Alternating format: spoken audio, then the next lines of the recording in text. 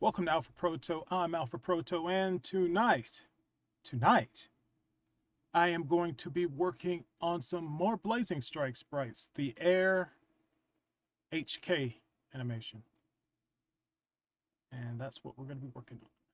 As you can see, I got a new hat. I decided to get a white hat because I usually have a dark hat, but I have dark hair, so it's almost like I'm not wearing a hat at all.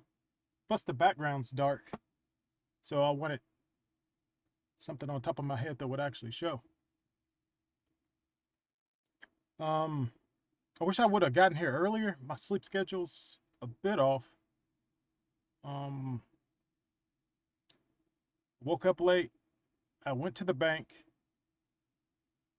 It's 70 degrees now. Like last week never happened. But yeah, that's how weather is in Texas. You go from snowstorms and ice and 1 degree weather to 70 degrees. I've got my fan on. That's just the way it is. So I went to the bank, put $100 in there. Then I went to Walmart and I bought a second 20-pound dumbbell. I got the first dumbbell around the holidays, and it's just weird. One dumbbell, you can't really do much with that. So I got two. And it took them, I can't believe it took around 2 months for them to get dumbbells into Walmart. That's just dumb of them. It was funny though, because I just wanted to make sure. I went, okay. So I called them and I was like, you got any dumbbells? And they're like, yeah, we got 6 of them. No, wait, okay. No, I called the front desk and they were like, I was like, yes, you have any dumbbells? And they were like, no, let me get sporting. And then like the lady in sports said, how may I help you? And I was like, do you have any dumbbells? And she was like, you mean besides me? And I was like, oh no, ma'am, no, ma'am. I knew it was a joke, but I like playing up to people's jokes like that. And she looked, and there were 6 of them, so I went down there. So I also looked up. Well, I didn't look up. I was just on YouTube or Twitter or something, and ad came up for fasting, and they were like, "Do you fast?" And I'm like, "Yeah." And they were, and the ad said, "Fill out all this stuff, and we'll show you how to give you a program to fast." And I was like, "Oh, cool." And in the end, they were like, "Drink a gallon of like a little over a gallon of water, walk." I told they asked how active I was, and I was like, "I'm not active at all." And they're like, "Okay, about walk about an hour and 20 minutes. No, wait, walk about an hour and 30 minutes and work out 20 minutes." I'm like, yeah, I could do that. Vice versa. Because I am pretty sedentary. All right, one of the first things I'm going to want to do is fix this color palette. This is bare bones what I usually get. I cut this apart from the rest of the sprites. This is, out of all of these, I have, this is just the base. This is the peak of the jump that I'm going to be working from. Repeats twice, okay. I'm going to replace this with the sprite I finished, the base sprite I finished last time. And I have to complete 1, 2, 3, 4, 5, 6, 7, 8. 8 sprites.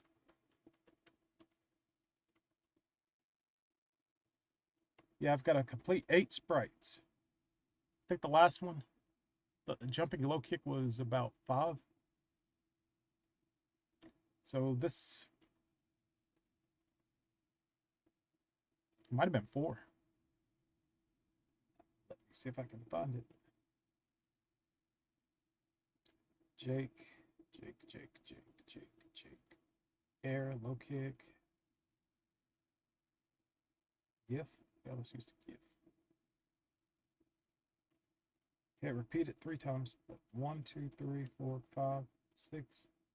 1, 1, 2, 3, 4, 5. It's about 5 sprites. 1, 2, 3, 4, 5, 6, 7, 8. Oh, it's about 8. Okay. I've got to change about 8 sprites. This was 311, and the last one was 318, so that makes this 319.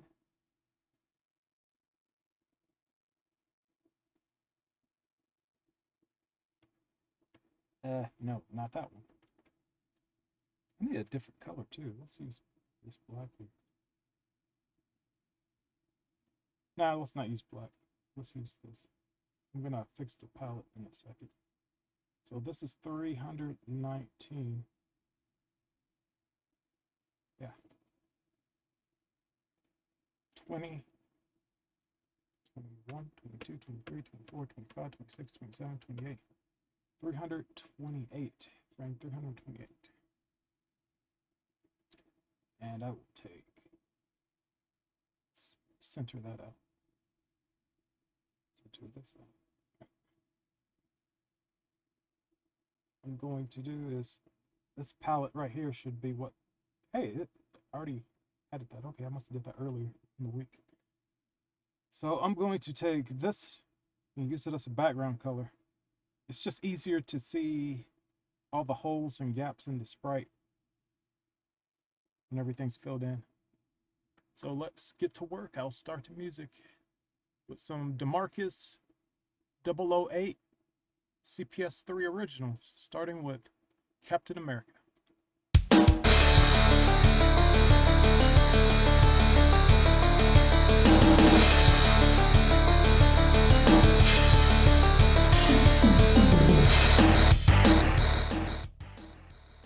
All right, that's way too loud, huh?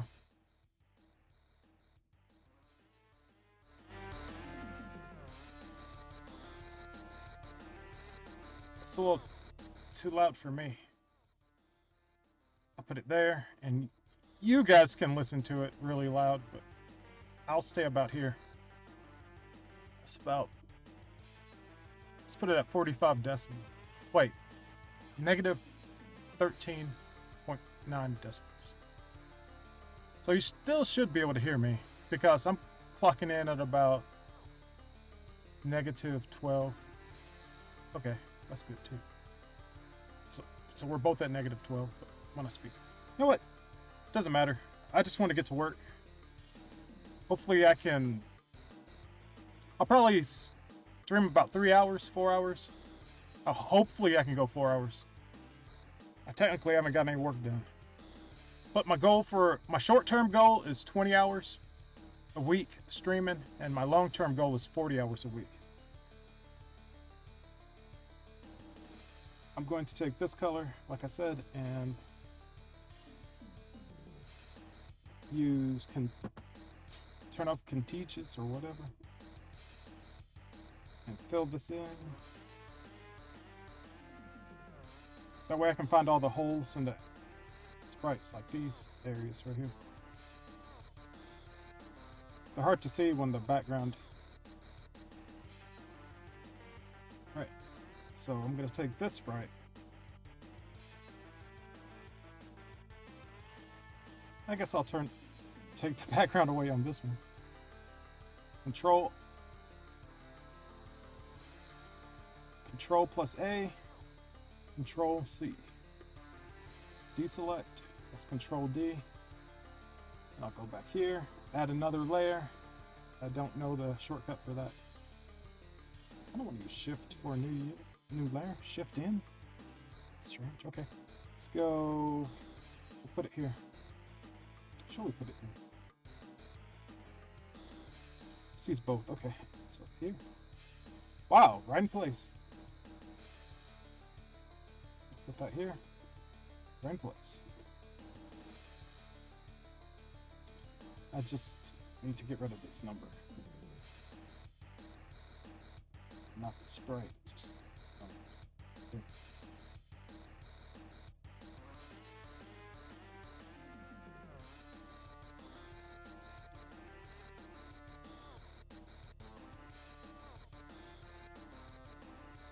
Alright, first thing I'm going to do, well, I just did the first thing I'm going to do. Next thing I'm going to do is clean up this. Well, I'm gonna flatten this layer, save it, and I'll clean up these lines to take away these steps. I'll fix the colors later.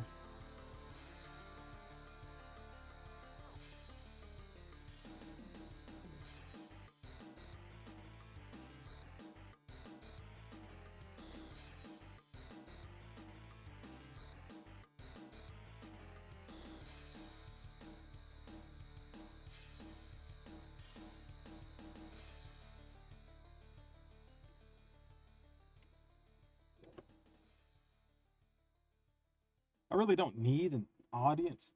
It's all about timing myself and keeping myself honest. Make sure I put in the work, you know.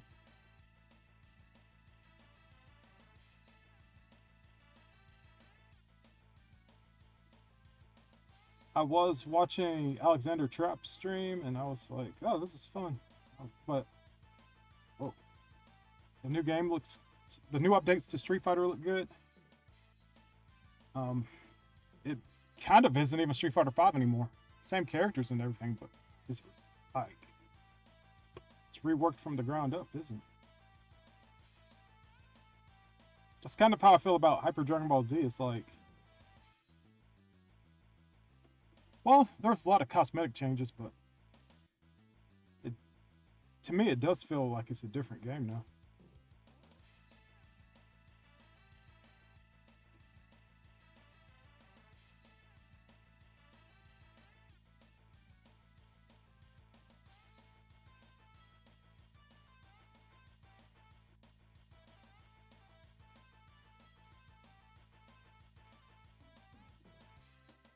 I kind of wanted to say I was having a silent stream,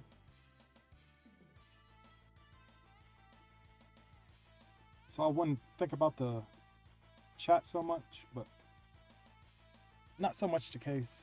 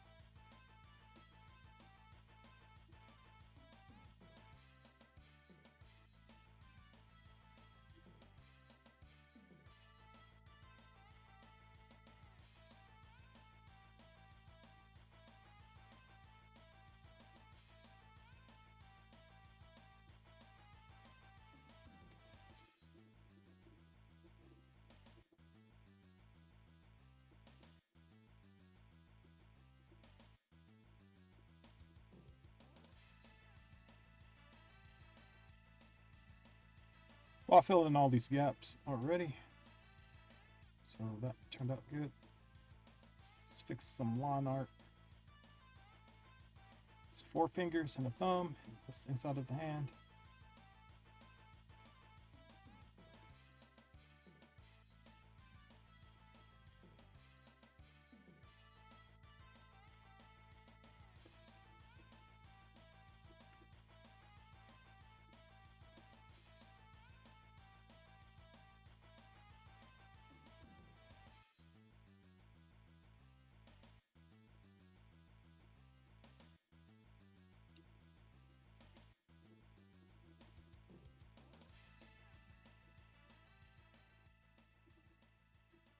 Should probably fix the colors instead of the line art. Nah, I'll stick with the line art for now.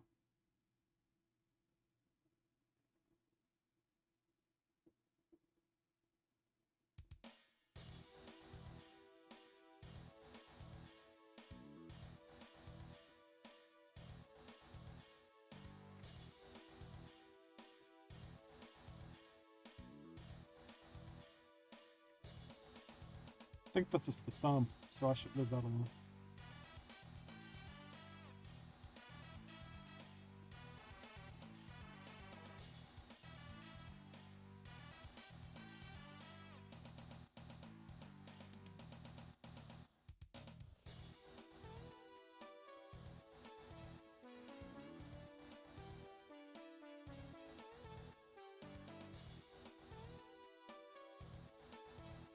Okay, this is a thumb.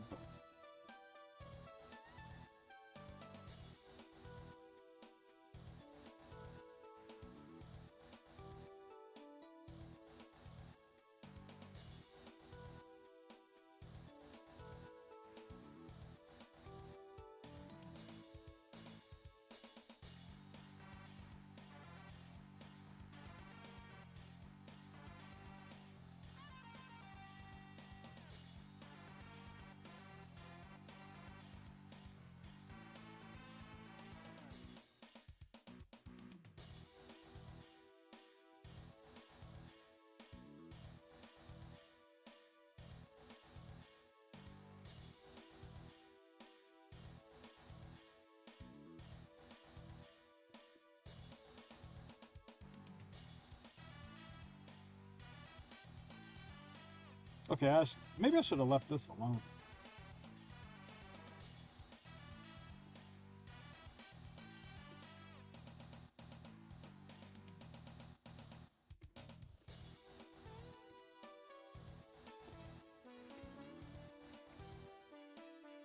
Yeah, should have left that alone.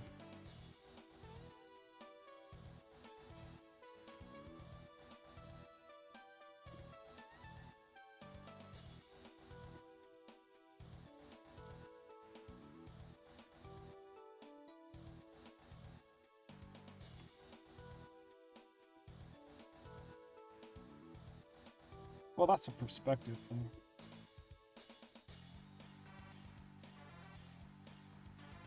I do think the bicep should be a little further back.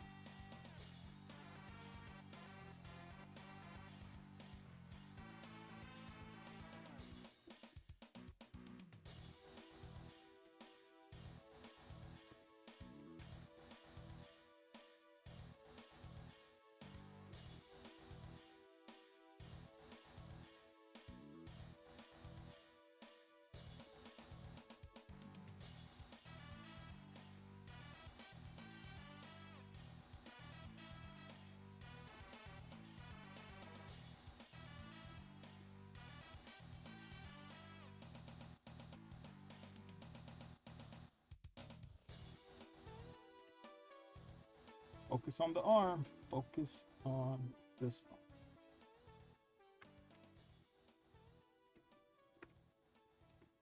I keep going all around the sprite and fixing other stuff when I should do one part at a time.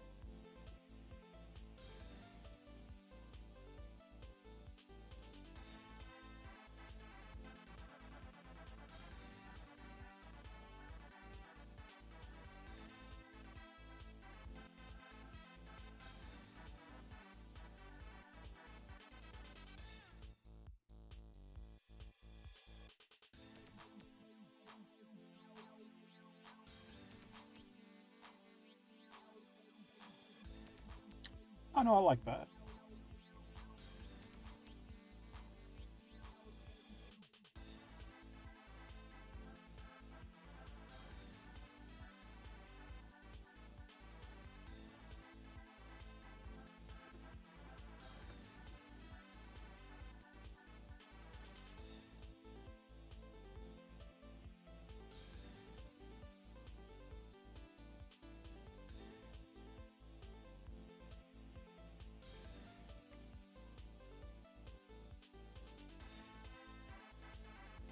I think that animates good.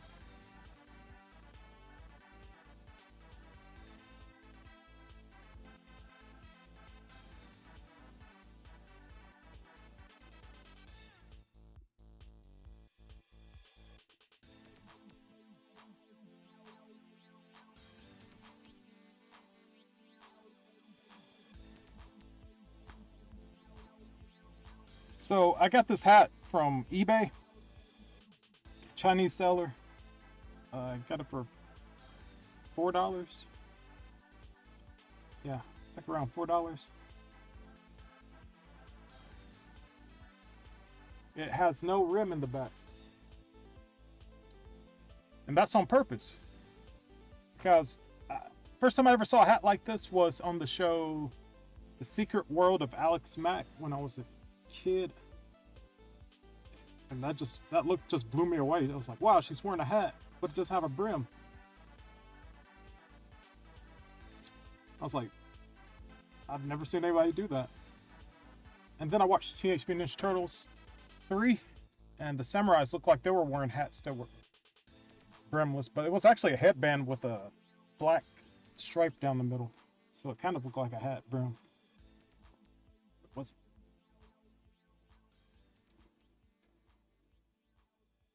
Where's my phone?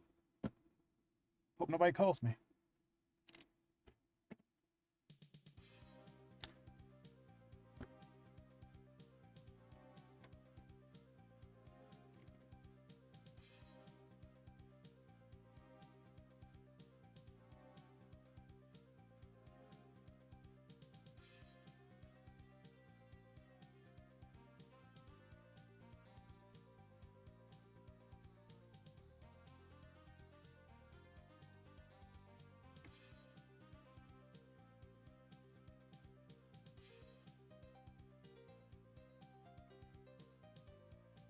See this muscle definition here?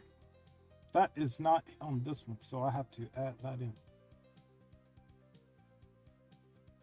for continuity's sake.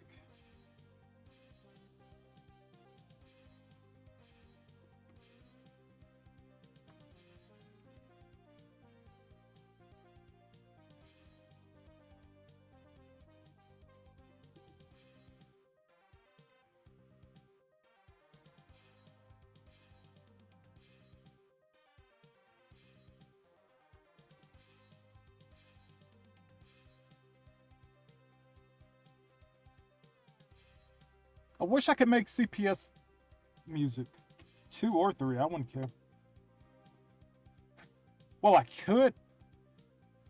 I ended up doing some research online, and turns out people use Fruity Loops, Fruit Loop Studio, to make this music.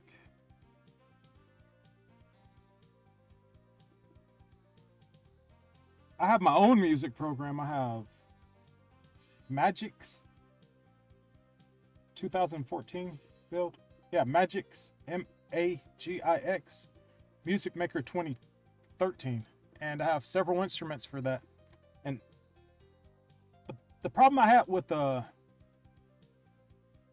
Studio is I found a sound pack that I got linked to on a Mega Upload link on YouTube. It's not that many instruments.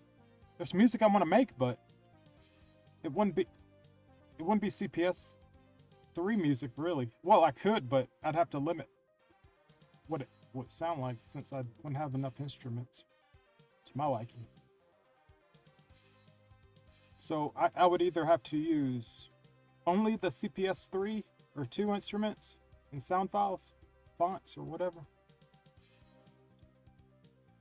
and limit what I was capable of doing, or fake it.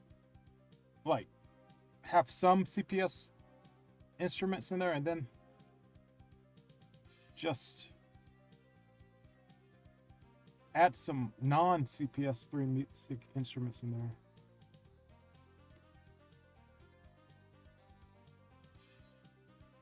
So it wouldn't be authentic. Well, not 100% authentic. But it's fan music. It's not authentic anyway.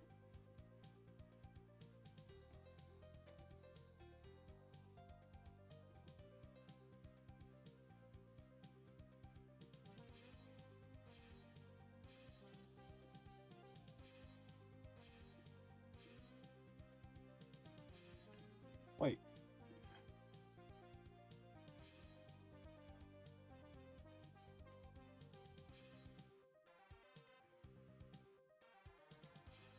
Alright, I have to add this muscle definition back. Oh, this one.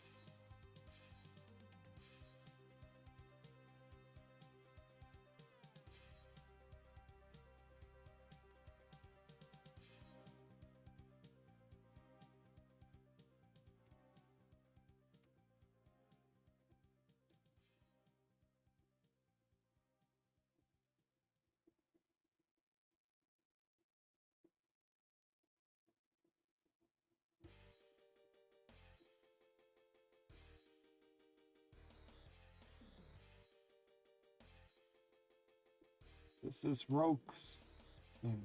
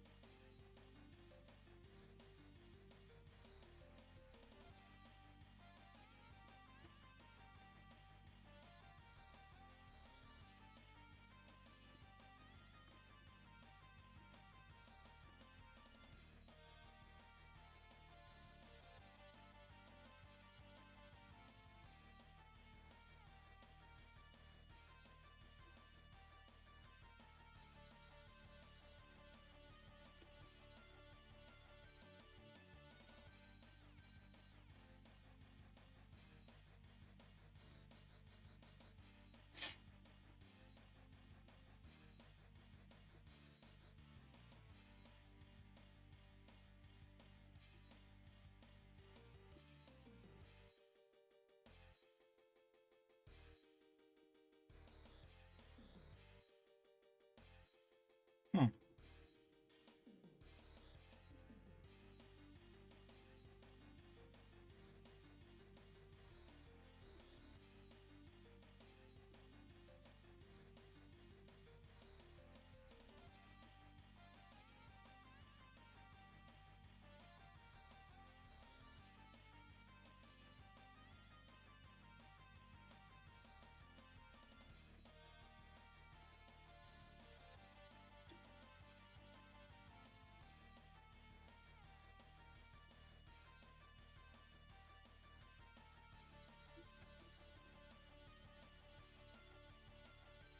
Sorry, I want to sneeze, but I'm not gonna sneeze.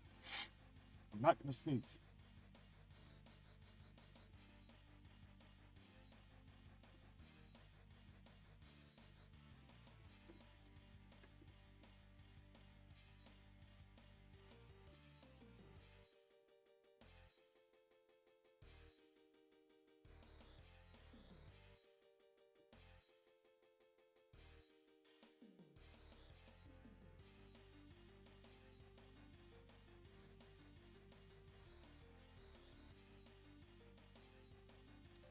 These two sprites right here, besides this coat and the hood moving and the hair, they're identical. But when I start shading them, I am going to alter the shading to make it look like it's like the. It is gonna look like it's the pants and everything are gonna move after I'm done shading them. So I'm gonna actually add extra movement then.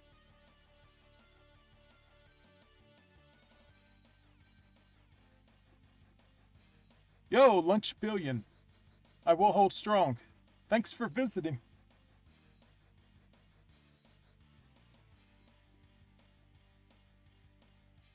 How goes the voice acting game? Have you gotten any interesting roles lately?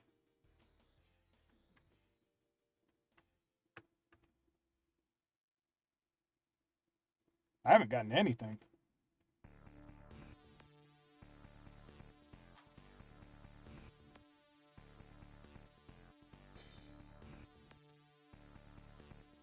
It's like I'm out fishing and I'm sitting in a boat and nothing's biting, if that makes any sense.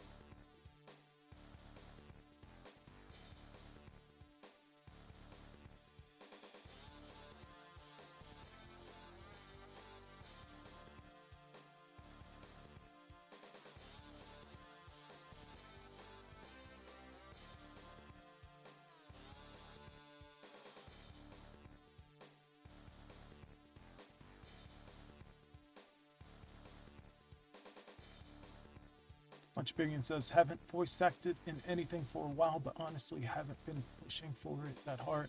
They focus on drawing and animating lately. You get some roles. Oh, thank you. Yeah, that's how I started voice acting. I think I told this story before. I tell it all the time, but I started off animating and I just voiced all my own characters in the project. So after a while, it's like, why don't I just voice stuff? It's like fast, it's easier work. Not that it's, voice acting is easy, it's just the results are faster. I'll say that.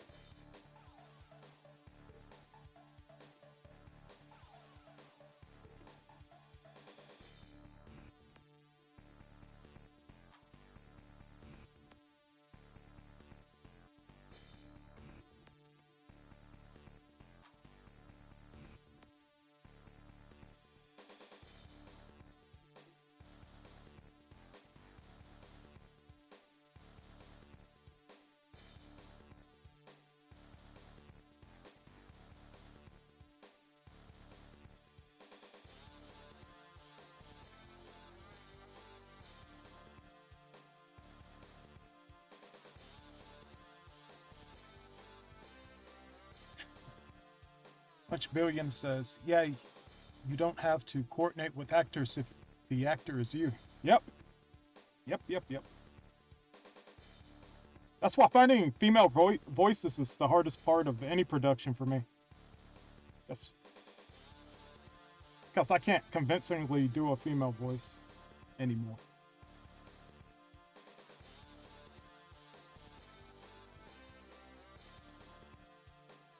Maybe an old woman. Like Chris Sabat, he voiced Baba a few times. In Dragon Ball.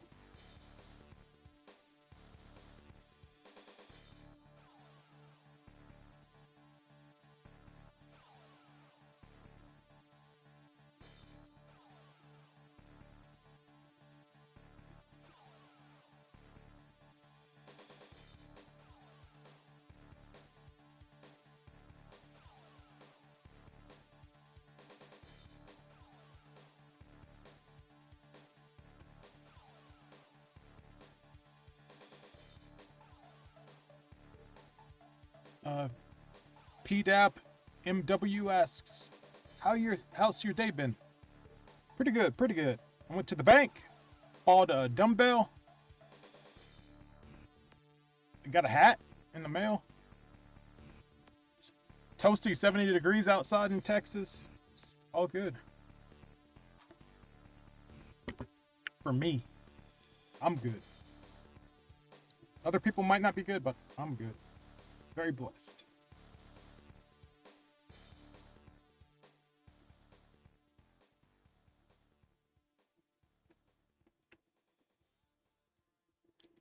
Probably shouldn't be adding this animation so early.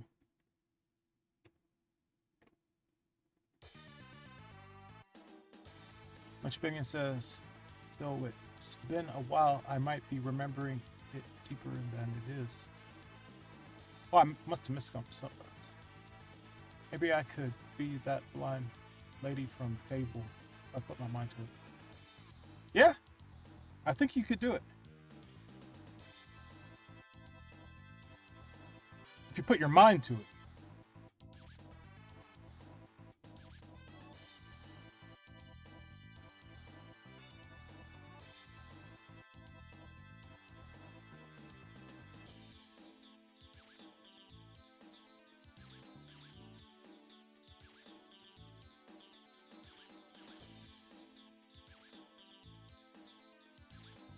I'll clean up these lines a little bit more.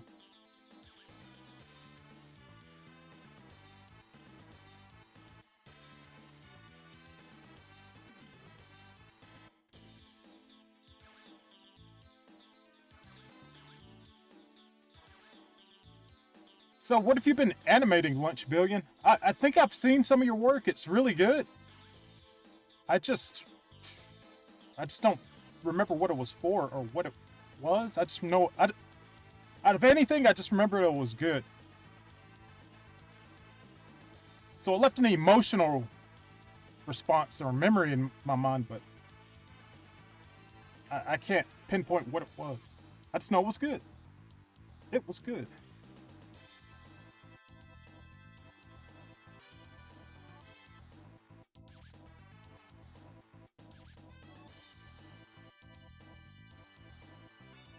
Well done.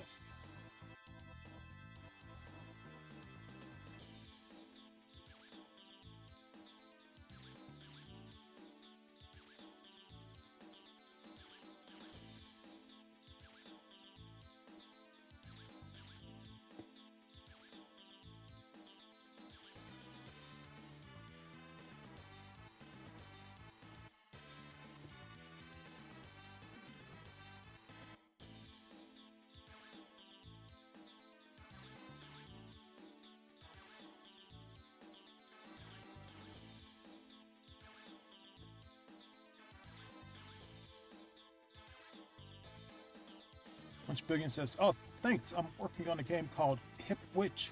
So at the moment, a bunch of run cycles. Yeah, it's strange how walking and running and standing are what you see the most. So they're the most important and they're the most used animations. So it takes a lot of detail." Punch Billion says, "Just put out a new dev blog today on the character design." Where can I see that? Is it on your Twitter or Instagram or something like that? Also, I forgot. Are you using pixel art or HD sprites? I think you're using HD sprites, not pixel art.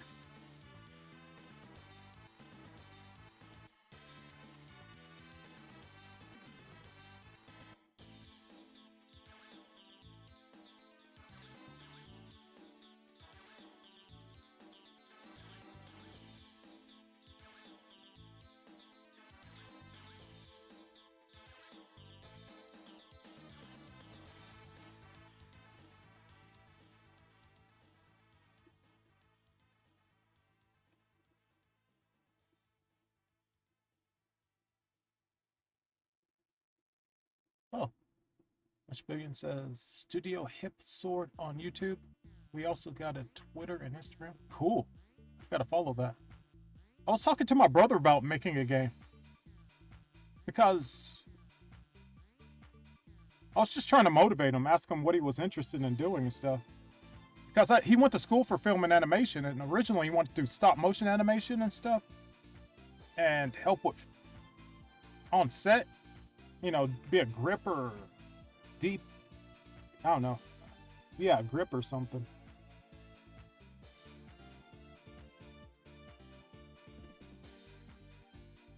But he really didn't like the Hollywood system. He didn't like the politics of it. So he didn't pursue it any farther. I'm just bummed out he didn't make a portfolio for he could get work though. Because they had him working. I remember him being out late on assignment and stuff, helping direct movies. I mean, music videos. That's one thing I knew he did.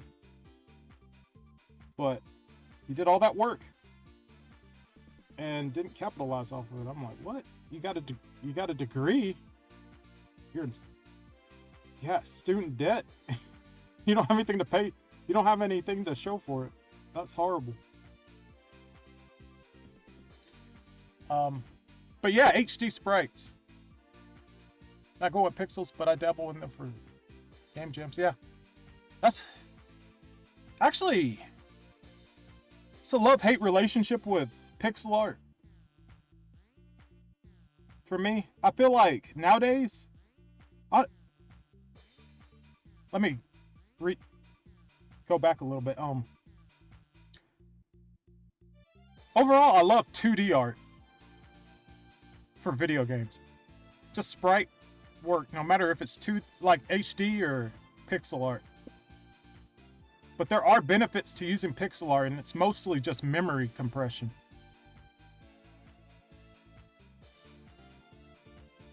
But when it comes to reaching an audience with modern technology, and we have HD televisions now, 4K televisions. I thought 1080 was something. We have 4K televisions now.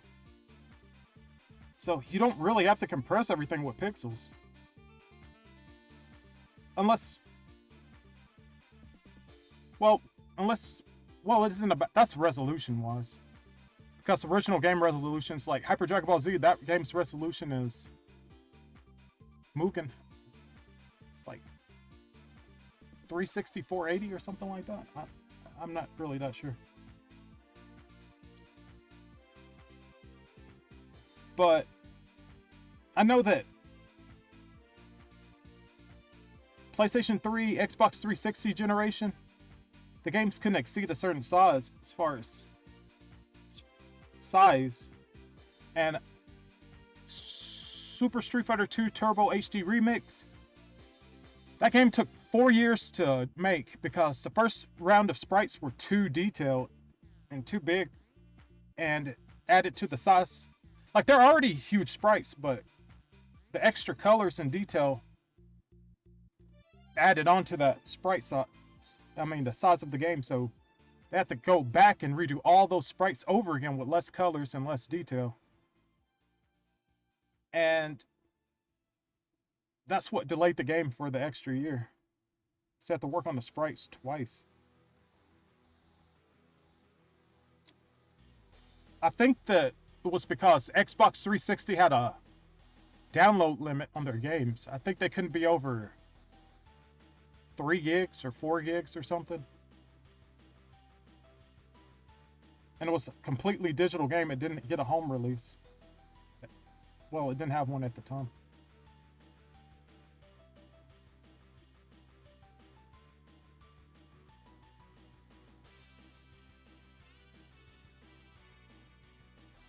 That's the same thing with Skullgirls. Skullgirls' first game was okay, but they couldn't continue down. The Skullgirl sprites are huge. They're like 8 megabytes of sprite. They're big. But yeah, it's freeing animating without worrying about pixels, because one pixel in the wrong spot can make a big difference. Like right here on this collar. That makes part of the whole color look like it's moving. Like me cleaning up these outlines right here.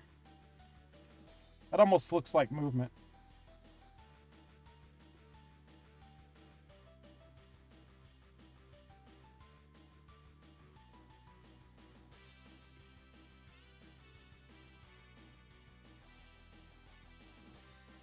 One pixel makes a big difference at this resolution. Another thing about high resolution sprites is you can't hide any mistakes. It seems like when you use shortcuts with HD sprites, they stick out a little more. Like if I took the head of a pixel art character and moved it around a little bit, it wouldn't be that, and reused it, it wouldn't be that noticeable for some reason. But once you do it to an HD sprite that looks hand-drawn, it stands out for some reason. Not sure why. In most cases, it stands out. But I do appreciate the fact that nowadays technology has caught up to an artist's vision. You don't have to use shortcuts with pixel art and stuff. You don't have to improvise with your pixel art to make it look the way you want. You can just put your entire vision out what you want it to look like. Okay, this is clean, right? Wait, let me fix this first.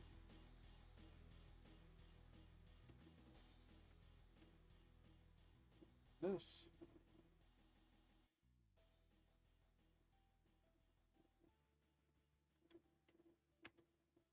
Copy.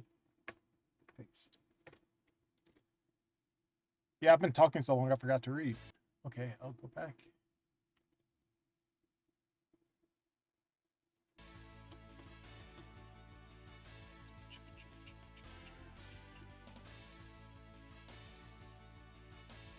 Lunch Billion says it's a shame when skilled people don't use their skills.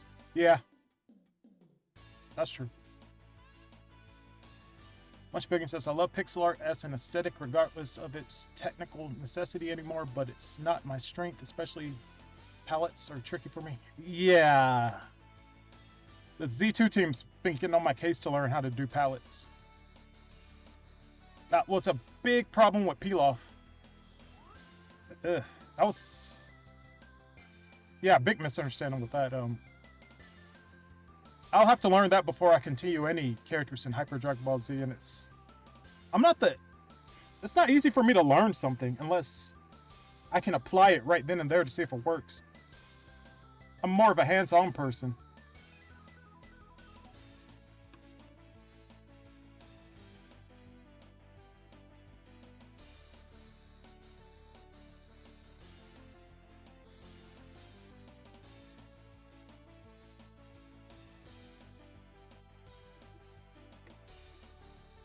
But yeah, palette work, understanding how to arrange a palette and stuff. I'm lucky enough that I was forced to have to use a sprite, and I can just drop this color palette in here from the color palette. I mean the sprite guide, and well, actually I don't think these colors are even set yet. But this is the palette, and that's what it should be. We'll adjust that later, but yeah, these are the colors I have to work with. Lock and load. There we go.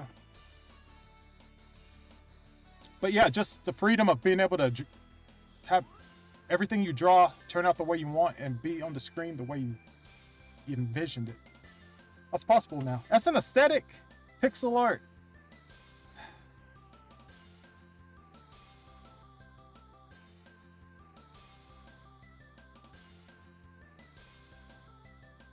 Honestly, when I looked at games like Street Fighter Alpha and Darkstalkers and stuff like that, and I used to look at it on the CRTV as a kid, I never noticed the pixels. I always saw it as the character. Maybe that's because the resolution of a CRTV is like 420i at most, 420p or 240 or something like that. But yeah, it's not noticeable. Like scan lines, I never noticed scan lines unless I was like with my head against the screen, you know? Never noticed scan lines as a kid. But yeah, the CRTVs have built-in scan lines naturally by the way they show stuff, so I guess that blended in the sprites too. But yeah, after 8-bit,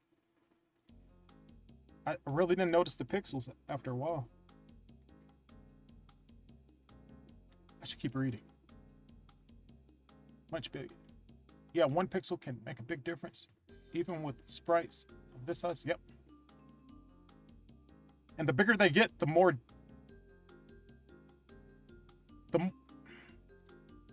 Like, I look at sprites from games like Guilty Gear, and those games don't move smooth at all to me.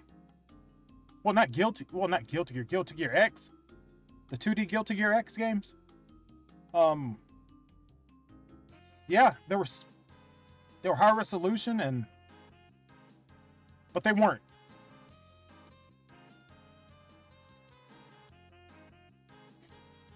I'm trying to word this right. They're higher resolution, but they're still pixel art. But nowadays, you could have a blended transparency and stuff to your sprites. Well, I'm not even talking about that. I'm talking about how the bigger the sprite gets, the more frames it seems like it needs. At least that's how I feel. Because if you think of a sprite like Mario, Super Mario World, or Super Mario sprites, they're really small, and they can have a 4 to 3 frame walk cycle, and it'll look really smooth, depending on how fast the animation's played. But if you took that sprite and blew it up,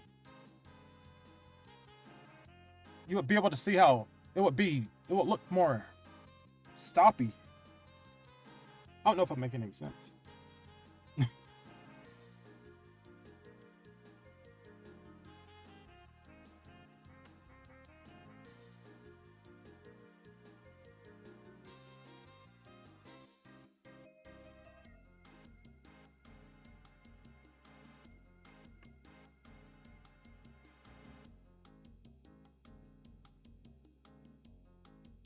Yeah, I love this perfect brush tool. Pixel Perfect. I kind of wish that when he drew the sprite, I wish he used that Pixel Perfect tool if he made it an A sprite. Because it could go like this. Same thing. It does, like, well, I do admit this kind of does simulate a difference in thickness in line, because it technically is, but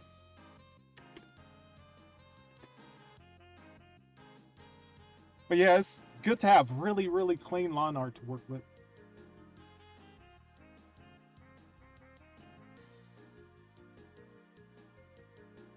Especially with these bigger sprites. I could see myself taking an animation and using this Pixel Perfect tool on a HD sprite like a Persona sprite or something. Or just straight animating it like that. Like cleaning up all the animation with this Pixel Perfect sprite line, this Pixel Perfect tool option, and getting clean HD sprites that would work in a game. It would be really cool.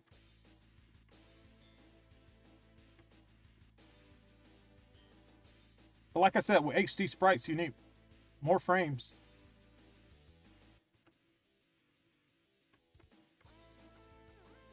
I think that was the biggest problem with Street Fighter HD Remix. Everyone was like, the animation looked bad. That's what they were saying. That was the exact same poses and everything from the original sprites. They just traced them and made them bigger. Everything just stuck out like a sore thumb afterwards. After converting them to HD.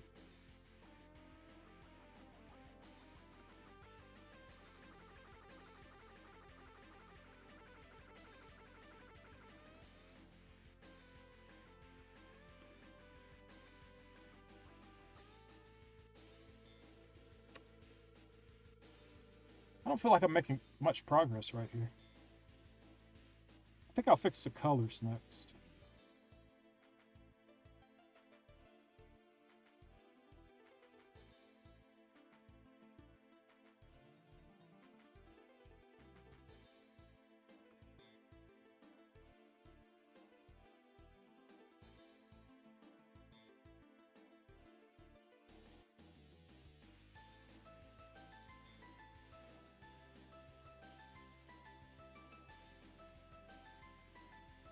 Okay.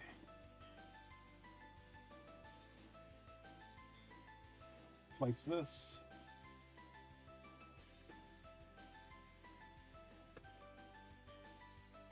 What is it? There we go.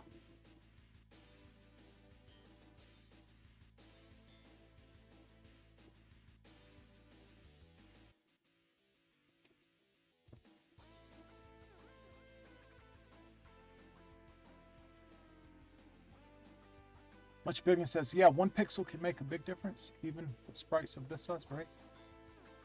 A sprite Pixel Perfect brush, yeah. I was literally about to make that Mario comparison. Yep. Mario sprites look great in game, but if you blew them up, they would look weird. Much Bigger says, I'm not sure if Guilty Gear's animations feel stiff because of the size. I think it's the character design and the art style.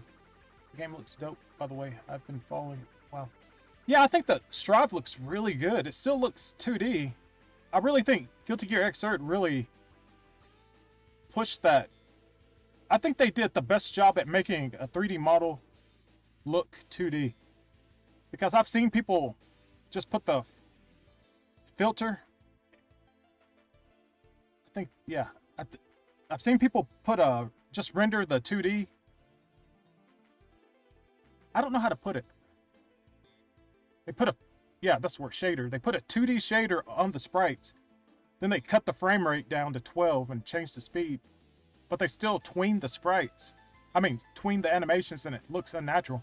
I think it was Transformers Robots in Disguise. It's the first time I ever saw anyone do that. It looked really janky. I think that's the best word for it. It looked cheap and it didn't look 2D at all. It just looked like really bad 3D animation with a 2D shader. But Guilty Gear XR, XR, yeah. Ugh. That was the first time I ever saw it done so well. I think the Naruto Ultimate Ninja, not Ultimate Ninja, Ultimate Ninja Storm games. I think that was the first time I ever saw that shader, a 2D shader, look so good in game. It was moving too smooth to look like 2D though. But it looked really good. If you take screenshots of that game, it's hard to tell if it's 2D or 3D. But Guilty Gear XR is the first time I've ever seen it work. And it's just so obvious. You do it like stop motion. You just don't use any tweening, pose to pose everything. Oh yeah, I was working on the color. Duh.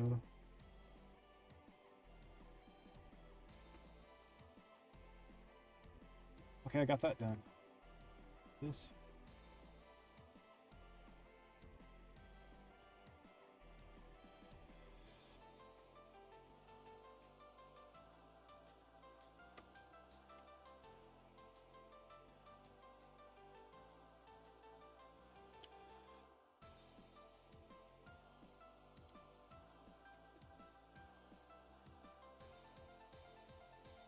Yeah, Ninja Storm is a very pretty game. I think the first time I ever saw 2D shader was the game.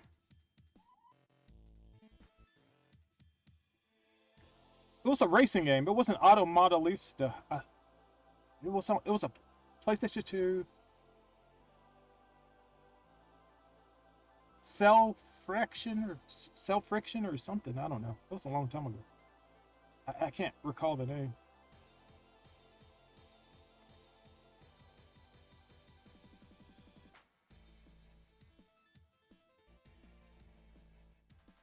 I think Mega Man Legends kind of simulated 2D really good. They didn't have a black outline or anything, but they used simple shapes and colors to simulate 2D, and then the faces were animation. Like the expressions on the face were 2D. They weren't modeled. They were timed texture maps. I guess that's the way to put it.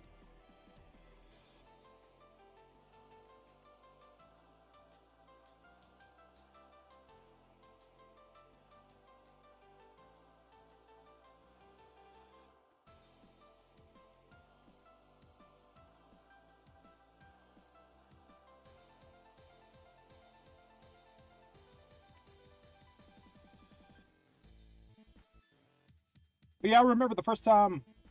Well, I keep saying that. I already said that. I remember going to. I was in 2D animation class. No, 3D animation class.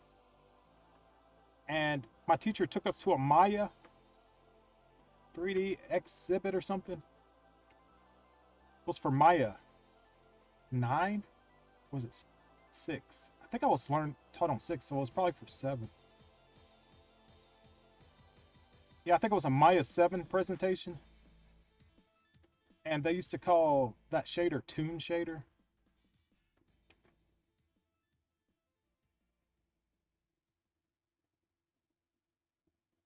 It's come a long way.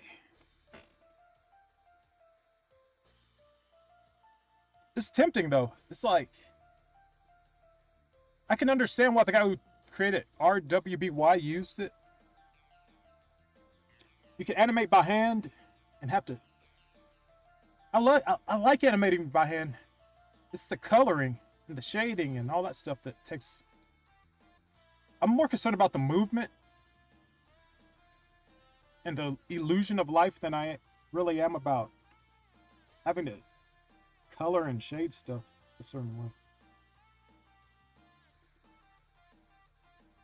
So if I could if I could make decent CG models and animate and have a shader that could simulate 2D as good as Guilty Gear or Naruto, yeah, I'd do it. But I would animate like Guilty Gear XR just with keyframes. Yeah.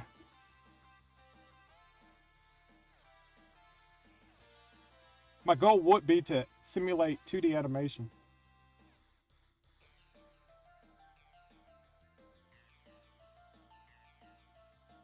I think Strive hits that perfect balance between doing animations on ones and twos. I know Enter the Spider-Verse tried to do that too. But with Spider-Verse, it kind of looked weird. It didn't look like they were trying to do 2D. It just seemed like they just cut the frame rate for aesthetic. Yeah, just for aesthetic reasons. But it looked good. The movie looked good. Oh, gotta go. See you later. Lunch, Billion. Thanks for dropping by. I'm still gonna keep talking about the points you made though.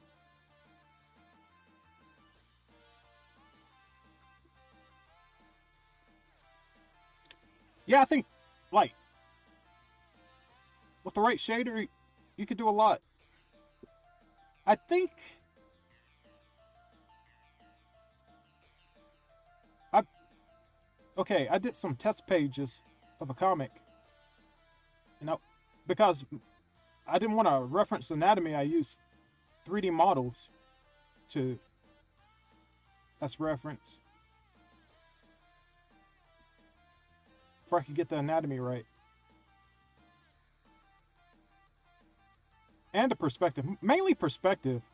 My biggest problem was with using 3D model reference was it felt like it lost something.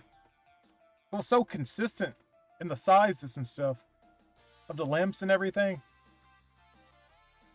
It didn't feel like my drawing anymore. It felt like somebody else's drawing.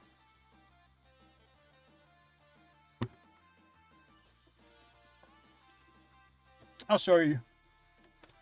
I will show you. Right after I save this. It'll be a short break. It won't be anything too major. Alright, just hold up, I'll show you. But yeah, I have a concept for a battle manga, which I hope to promote into a video game. Or cartoon or something. I just wanted to branch out with it. I think I might actually make this. I was thinking of doing a fantasy comic book story, but I see a lot of people using the concepts and stuff I want. So I think I should probably head out with this.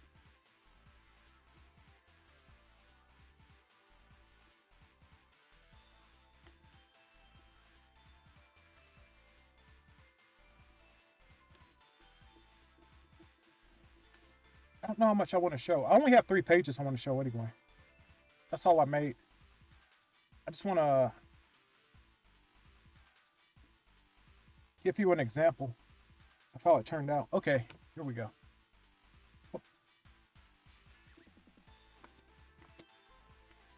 So right here, this is how I sketched out just rough. And I paneled it. And that's the character. And this is the 3D model. 3D model helped me get the proportions and everything in place, but I felt like I kind of lost some of my style.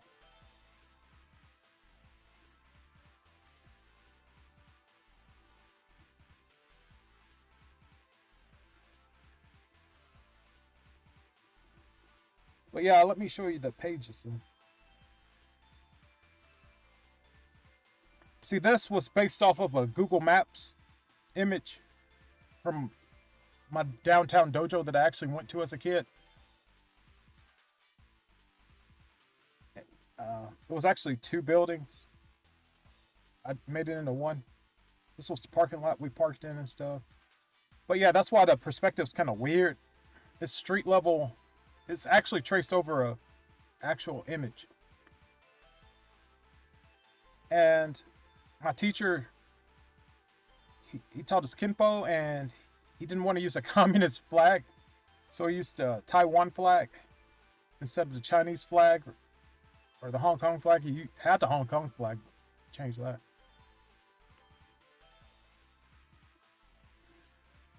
And this right here, you can tell the difference. I used it's not really toned. What I did was I took this. Oh, I took. Well, I'll just pull this over here.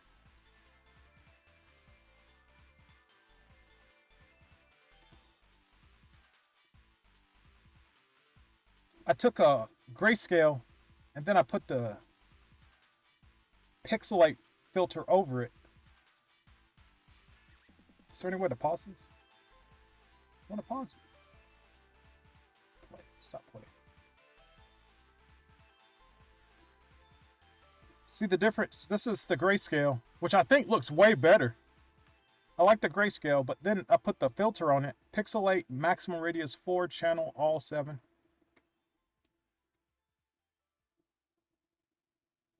And it looks, it adds a little something to it.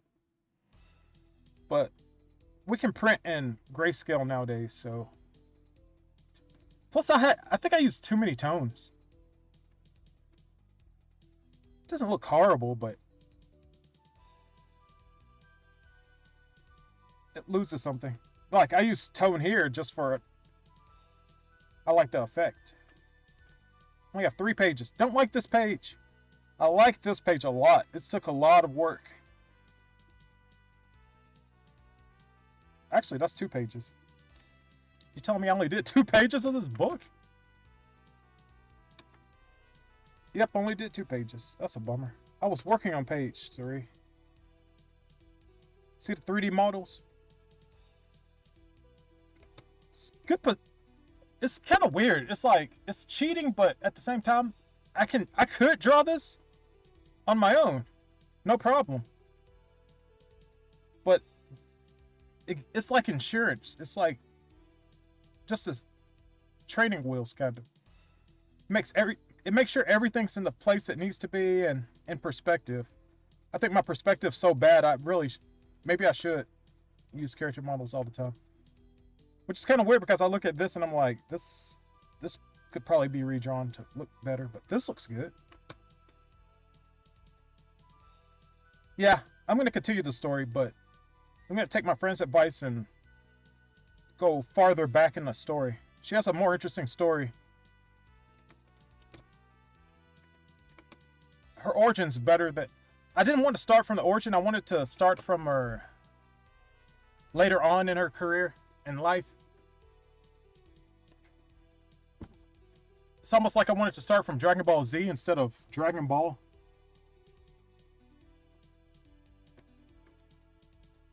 But I think, yeah, she's a more interesting.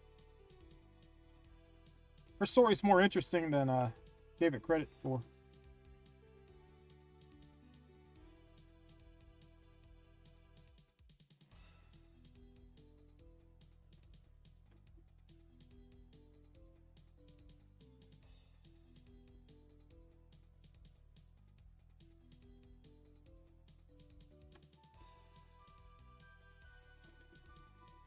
So I'm going to take the premise I had for that chapter and use it earlier. Then I'll, not even chapter, but more like a volumes. And then flip it onto itself and redo it all over again. I think I have a better vision for that than my fantasy story. The problem is, I want it to be episodic. I really like episodic storytelling. It kind of keeps things fresh with villains of the week. And that's what I was going to do with my adventure story too, but I felt like everybody's using my gimmicks. Only difference would be that I'm telling the story. But I think that, yeah, I think that the modern story would be better. Less world building to worry about.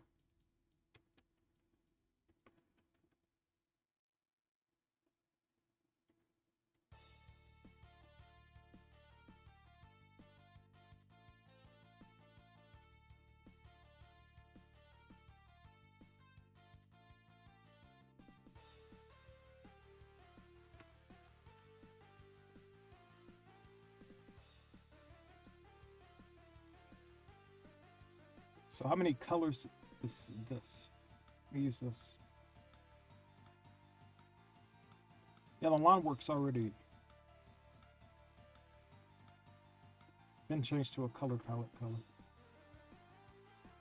Alright, that's good then. All the colors are set to the palette.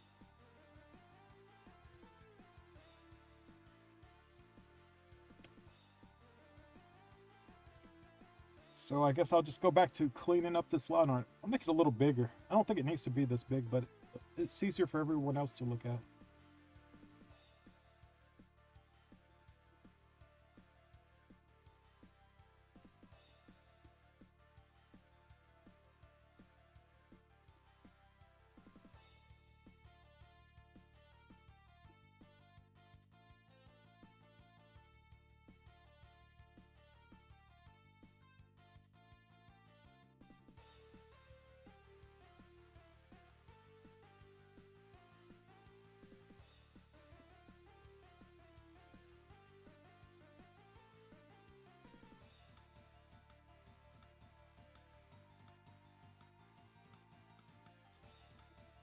Honestly, I hope about what the heck was that? Honestly, I hope that all my streams aren't this late at night. I'd rather they start really early in the morning for me. But I want to work out in the morning. I feel like if I start working out, it could fix my entire outlook on things. I was walking during the summertime in the afternoon, and that helped me out a lot. And there was a summer, I think 2 years ago. I'll wake up, work out, shower, and what did I do? What was I working on? Might have been working on Nako. No, I was working. I don't know what I was working on. What was I working on? Might have just been Hyper Dragon Ball Z. It was like everyday Hyper Dragon Ball Z,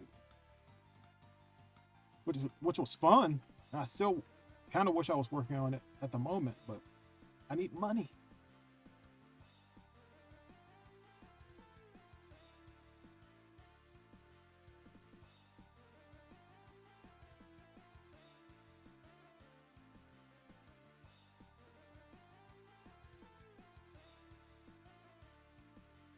And not yet. I'll leave that alone.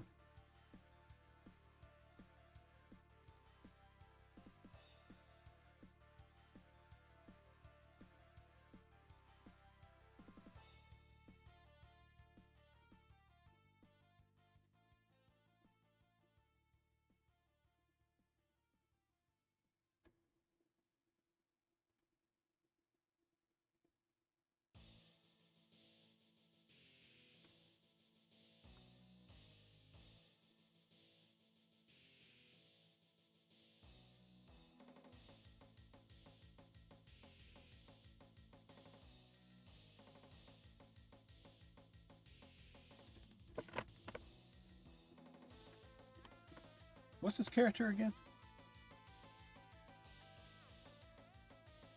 This is music for the character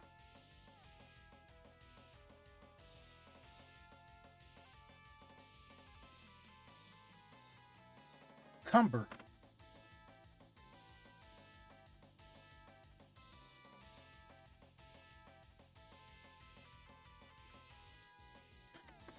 Which is a really weird character. He's just Broly basically. He's an insane Broly. If Broly wasn't insane already.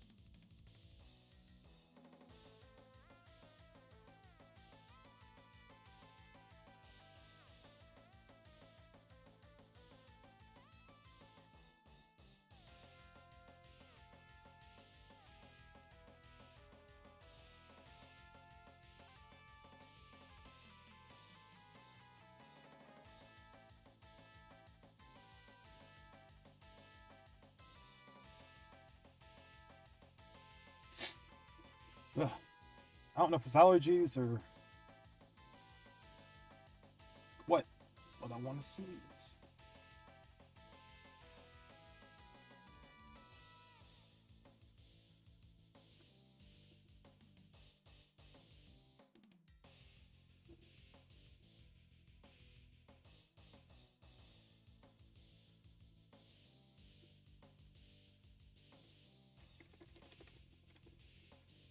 Yeah, I think I was changing too much.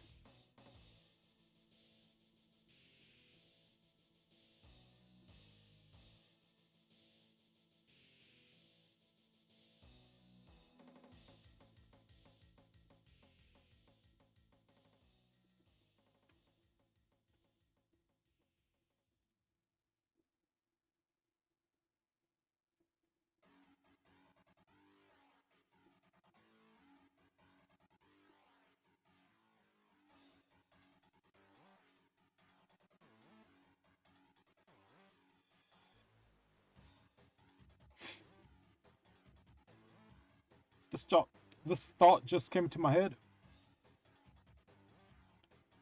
of,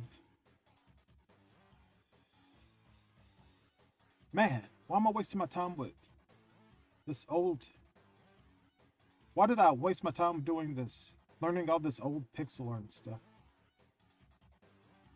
Then I think to myself, well, it is a skill. It's an old skill that a lot of people can't use. And I remembered that I started learning this 20 years ago when I first got a computer.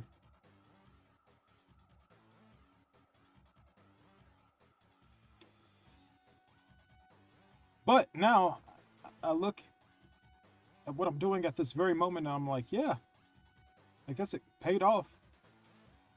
I got to work on a cool game like Hyper Dragon Ball Z. I'm working on a cool game for money at the moment, which is Blazing Strike. So yeah, everything's working out.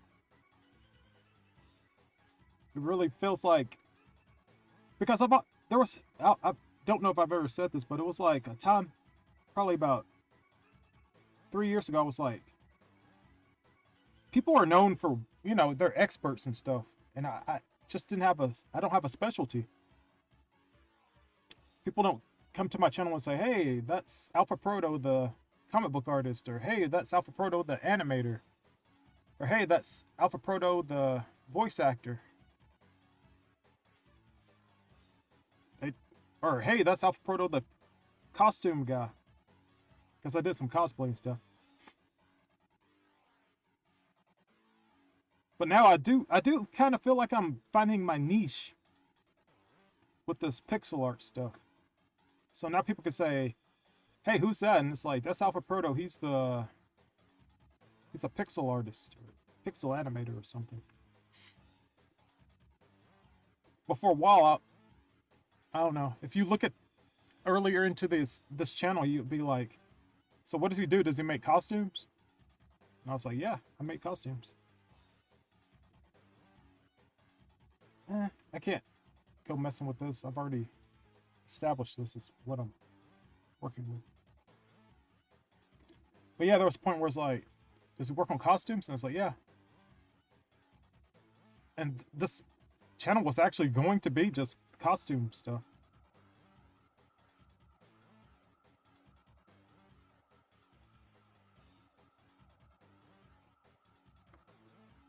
Wait, let me check something.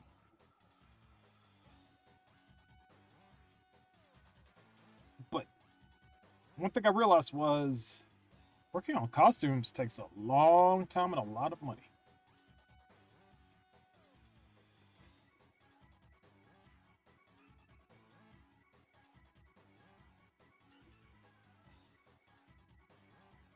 My Lizard Man costume probably it took 6 months, and I not including resources I had on hand. The jumpsuit that I used wasn't a jumpsuit; it was a swimsuit. No, not swimsuit. What is it called? Diver suit? No, You know what surfers wear.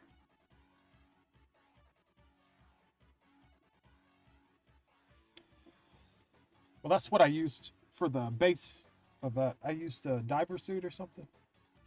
Surf suit? I don't know. Let's just say it was a lycra bodysuit with a zipper down the middle. Surfers wear. These one of those for the base. I think that cost me about $40. I used upholstery foam, probably about another $40 of upholstery foam. I bought plastic, resin plastic, and clay. Both of those together was probably about $300. The clay, yeah, I did probably get about $300 worth of clay. No, wait, $200 worth of clay, and then the resin, that was about $25 for the 2 quarts of it, something like that.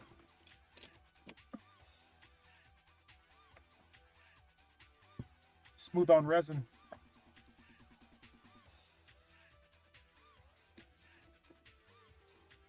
I'll just throw a number out there. I think it was about, not including the hours. If I threw in hours it worked on and stuff and put a price on that, that'd probably be a $10,000 suit. Probably was $3,000 suit. I threw it away.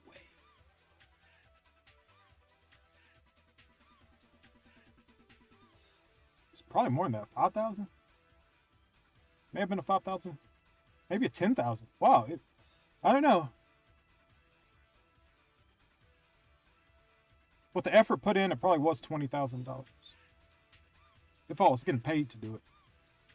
But since it was a hobby.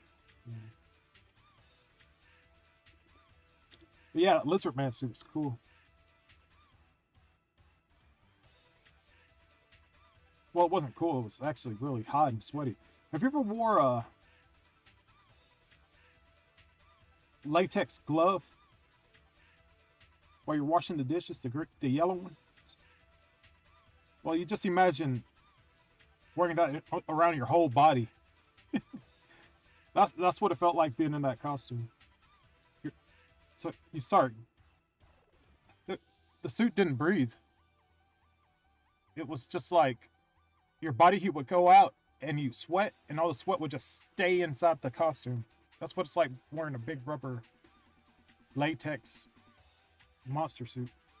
Hello, Graphicus. I don't know how long you've been there. Probably 2 minutes. Okay. Thanks. I've got to get to work. I'm trying to get to 20 hours a week.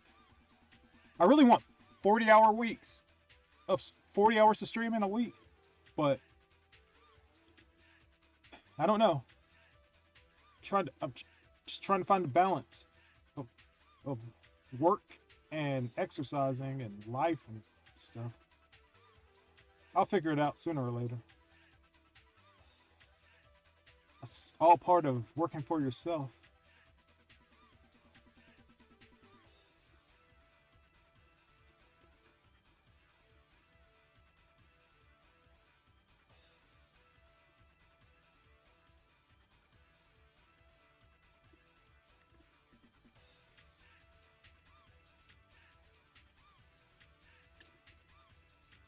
But yeah, this is definitely not the fun part. I think the shading is probably the funnest part. Well, next time, doing the initial animation. But I didn't do this animation. Rare Breed makes games. He did this animation. I'm just fixing it up for him.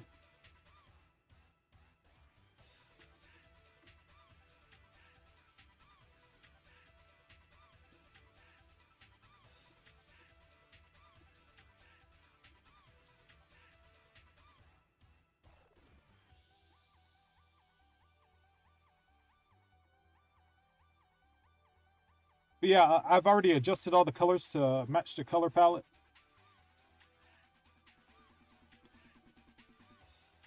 And at the moment, I'm cleaning up the line work. And after I get all the pixels all cleaned up, then I'll start making more adjustments. Like right here, this hood's this big. and then it shrinks. Should probably be bigger because it does get bigger right here. So I guess I'll do that now.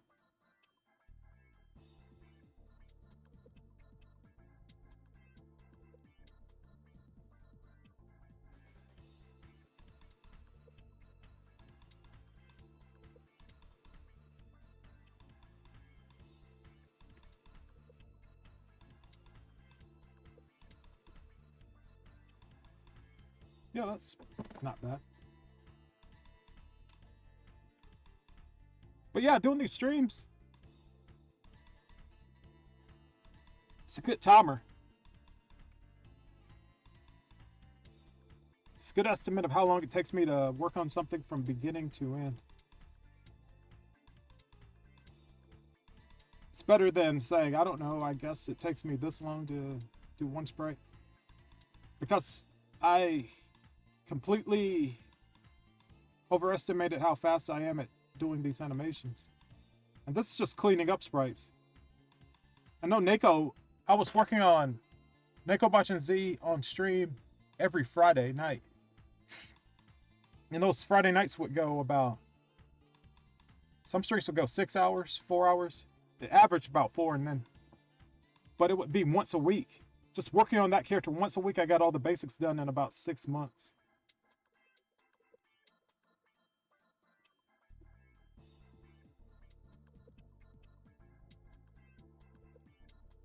I think. But it all came down to if I had an idea of what I wanted the move to look like. If I didn't have an idea, I'd just be stuck for a while. And that's one of my problems with Neko. There's some animations I'm like, I couldn't think of anything original. And I really didn't want to just do your basic animations. So with a few, I went a little too wild, probably. So I do want to change some of his animations.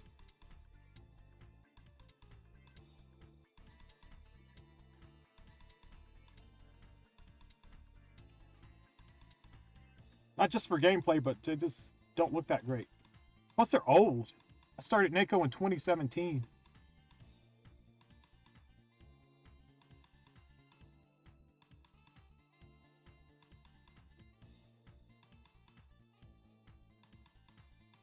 I am a much better spriter and animator right now.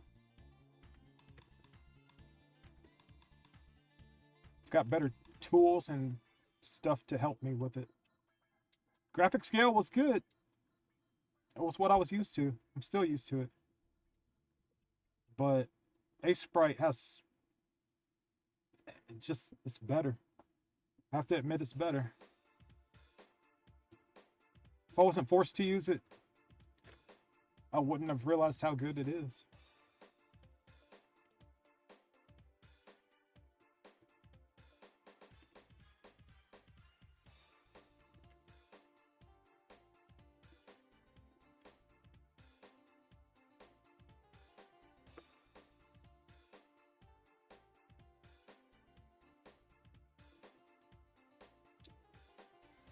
Another thing is, well, why am I saying another thing?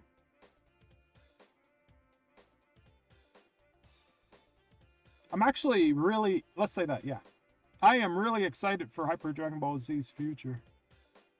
It just makes me want to work on more characters. But I still haven't finished everything I started.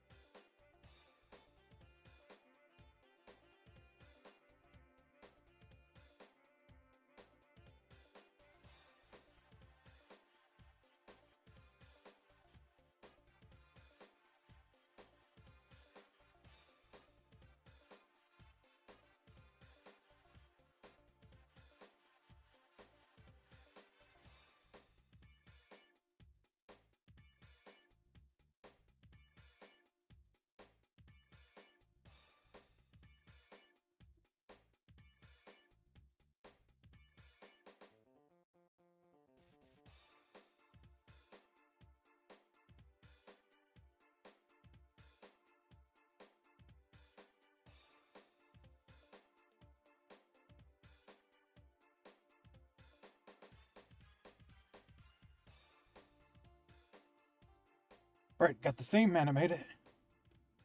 I animated the seam of the jacket. May need more of a curve.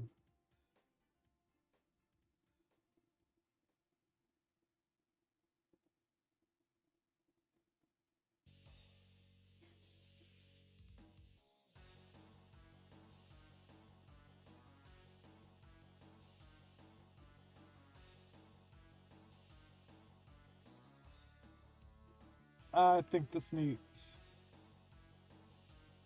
this.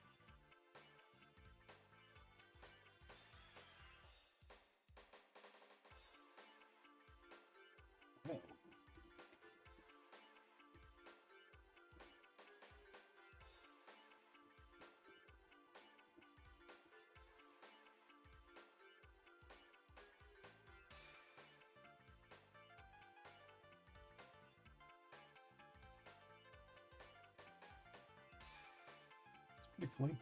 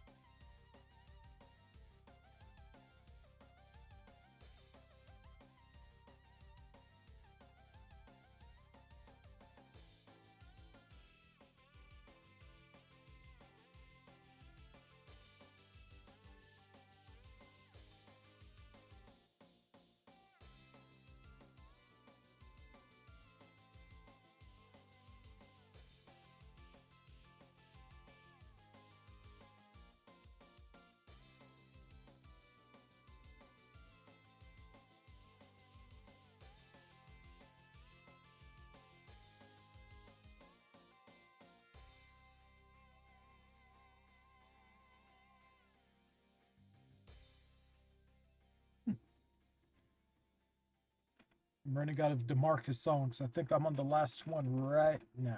Coming up next.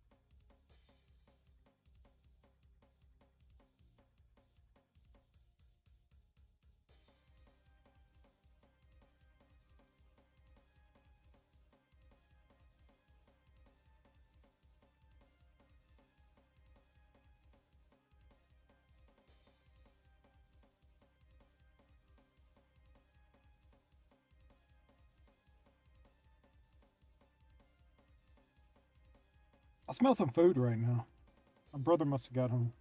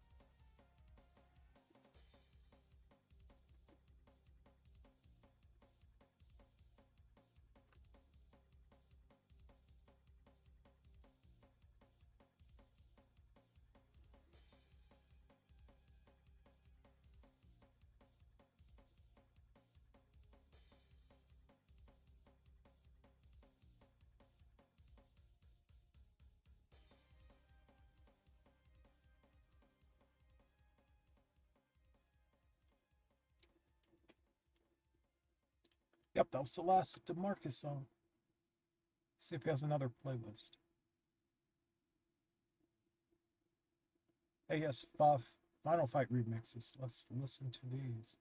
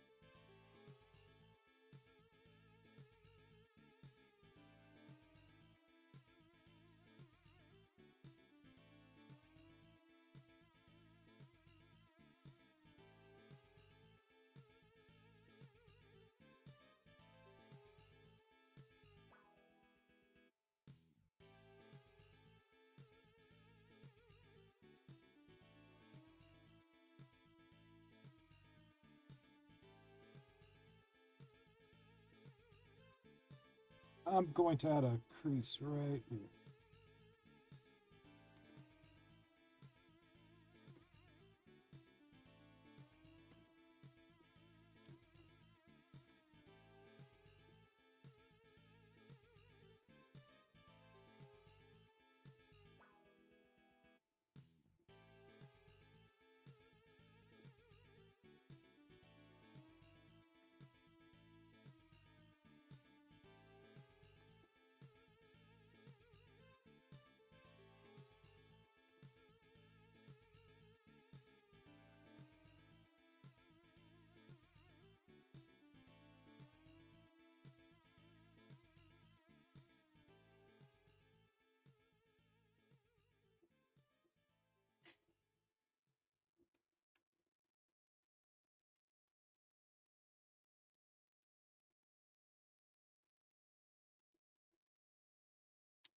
All right, time to go to another DeMarcus playlist.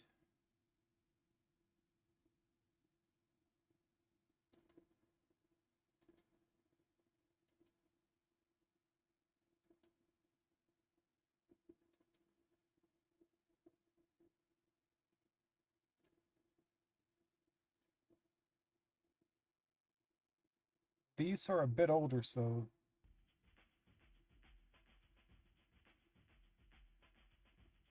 actually these are from other people.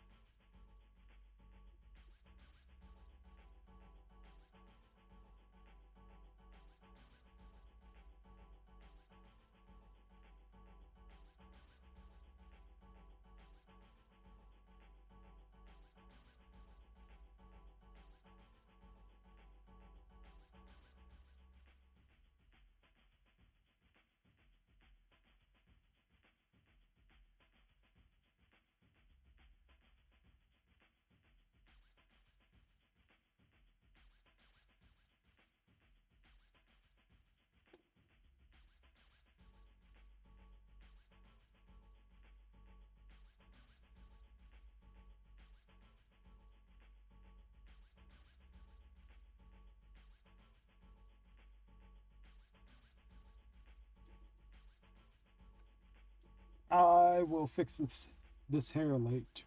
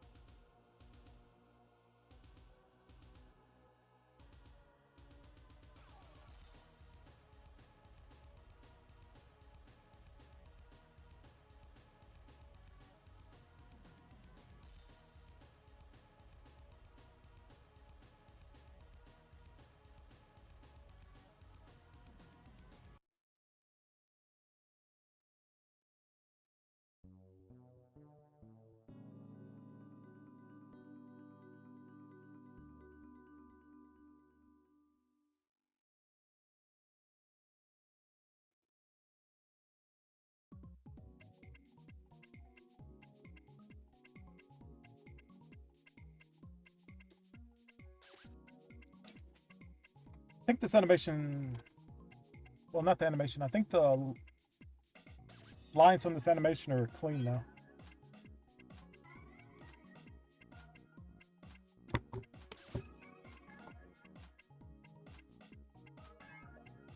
Let me move this. Okay.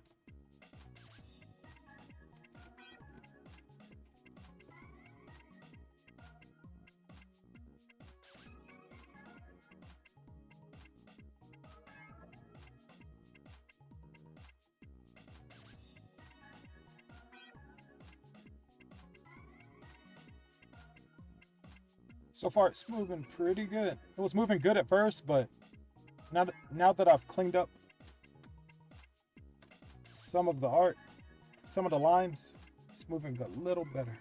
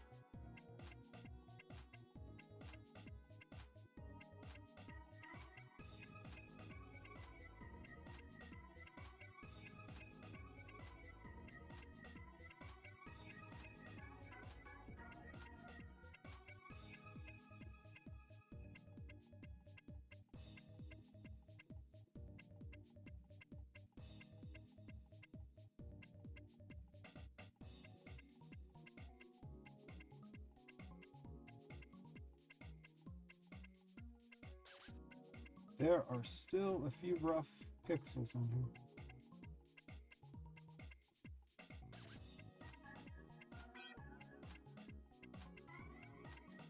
Just had to zoom out, get a different perspective on things first.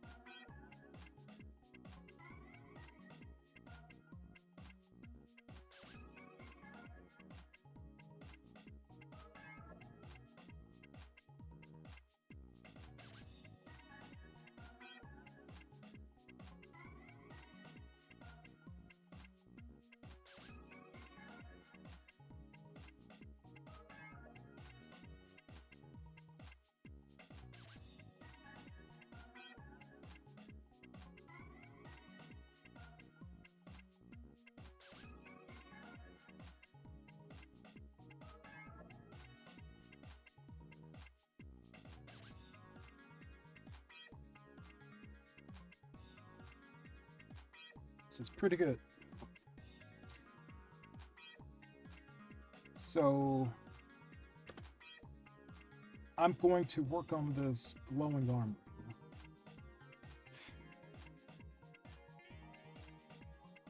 Line art's where I want it. Save often. Remember, kids, save often. But yeah, this line art for the arm.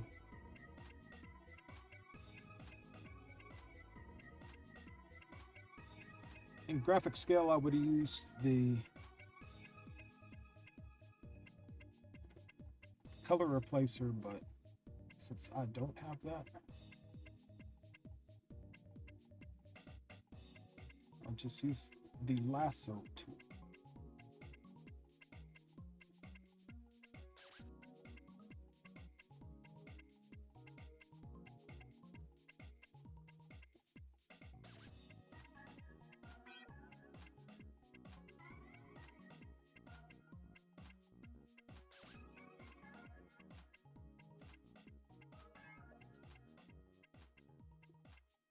Oh, there we go.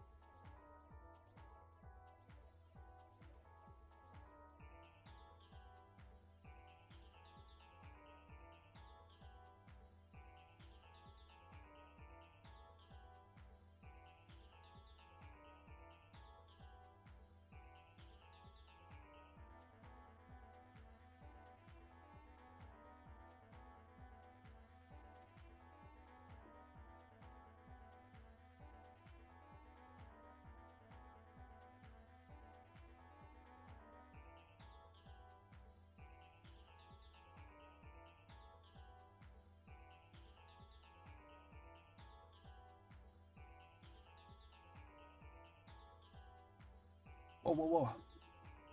Right button, remove from current selection. I'm not using any buttons.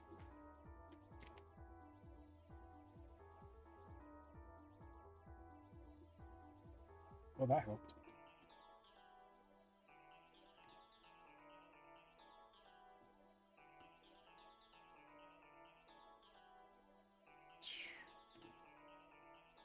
That doesn't make any sense.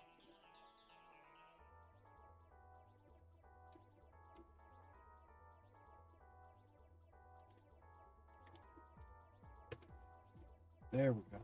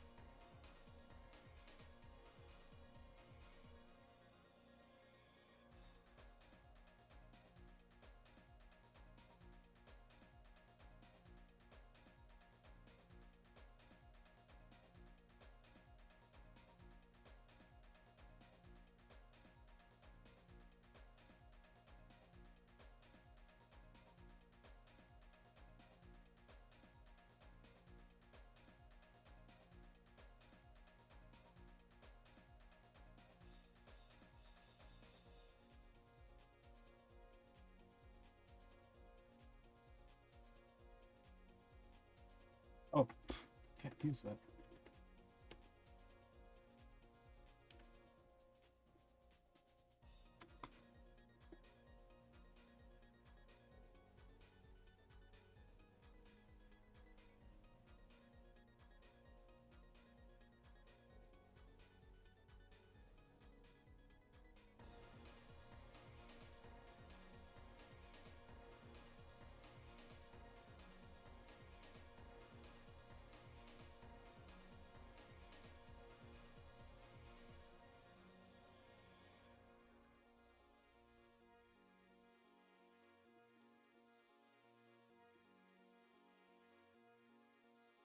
"4 minutes until midnight here, but I'm kind of awake. Um, feeling pretty good right now. I may have I may have drunk. I may have drunk too much water,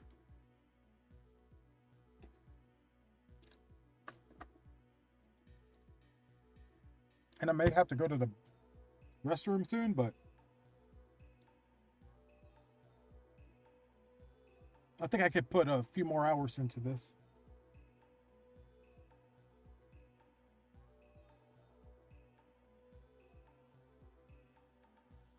I really don't want to stop the stream to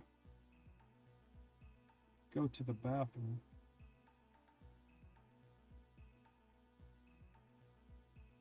Because like I said, I feel like I'm awake now. I'm woke.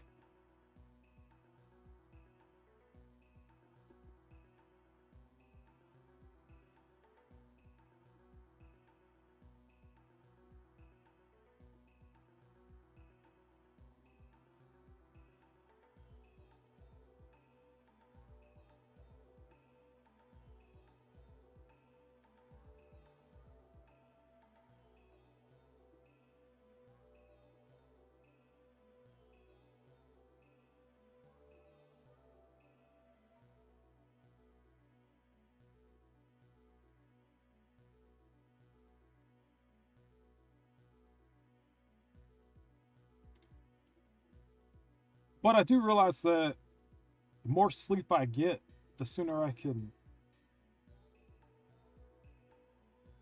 get to work, you know? But I want to fit in exercising and working out into my daily routine, and I want to do that in the morning. But if I wake up late, I find time to do that.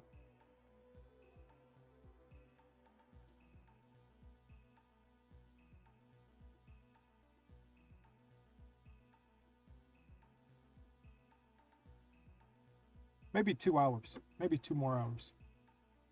Maybe then I'll be tired enough to get some rest, wake up. Hopefully, I don't oversleep.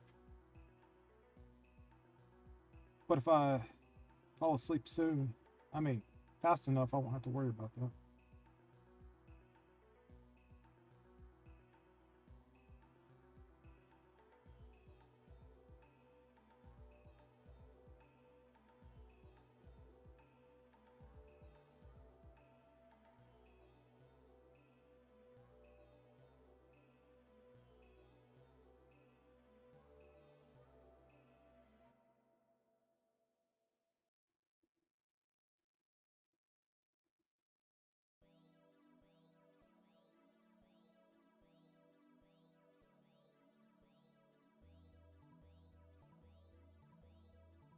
Hmm.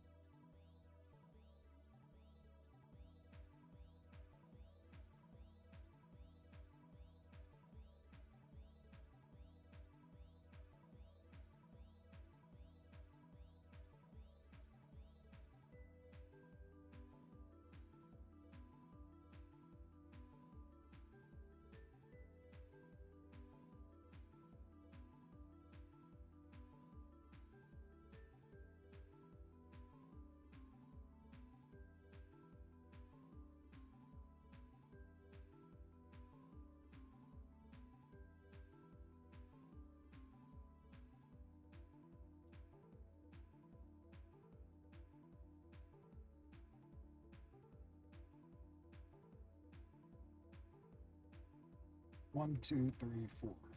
1, 2, 3. 1, 2, 3.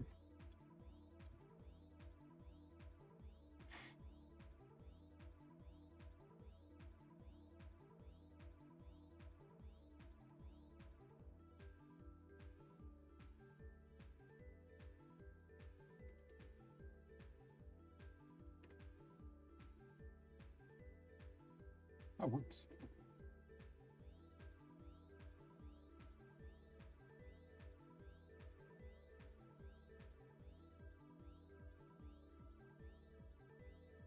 No, don't do that.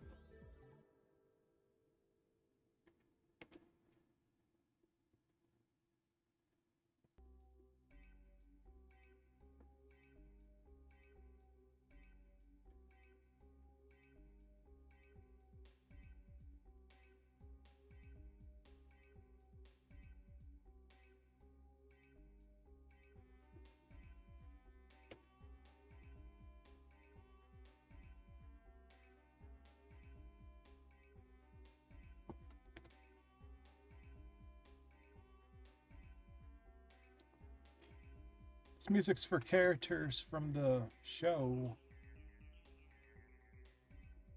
I don't know what show this is. I think I have this. I think it's Battle Vixens. That's what the Tokyo Pop translation of it's called. Ikiguri, Ikigay, Ikitosen. Yeah, that's the word. Or yeah, I like the manga. The manga actually part of okay. I don't know if the translation's bad for the manga or if the story's just really convoluted and weak. Maybe the anime was trying to fix the mistakes that the manga made. I'm not too sure. But yeah, I bought that. I bought every volume of that in a lot sale on eBay. It's not that great. Lots of pretty girl drawings, but as far as story, I've read better manga that gets straight to the point. It doesn't get to the point that fast. Part of me wants to just sell it, but then the other part of me is like, well, it might get better, or maybe I'm reading it wrong. But it's not that great.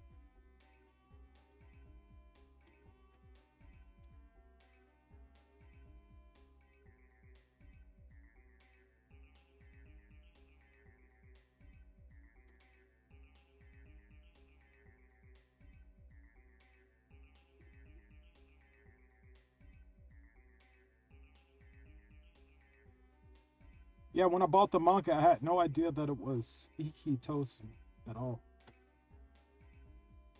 I'd never watched the anime.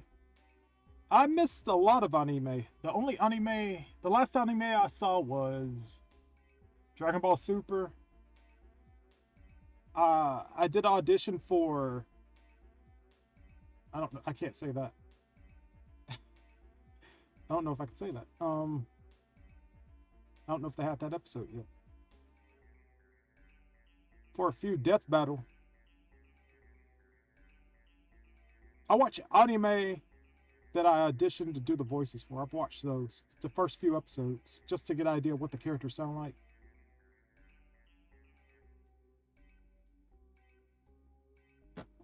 It's kind of a cheat. It's like it's more. It's less.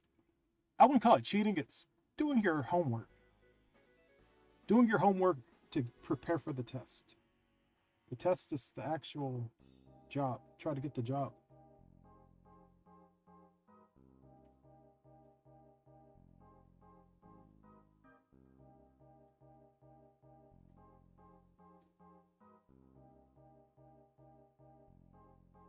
It's actually cool how this white line and then you put the blue next to it, makes it look like it's glowing. It's just two colors, but it's a simple way to make it look like it's glowing.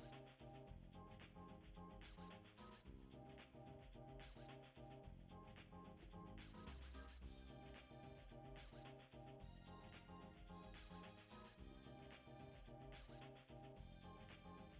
It's just two colors, but it's a simple way to make it look like it's glowing.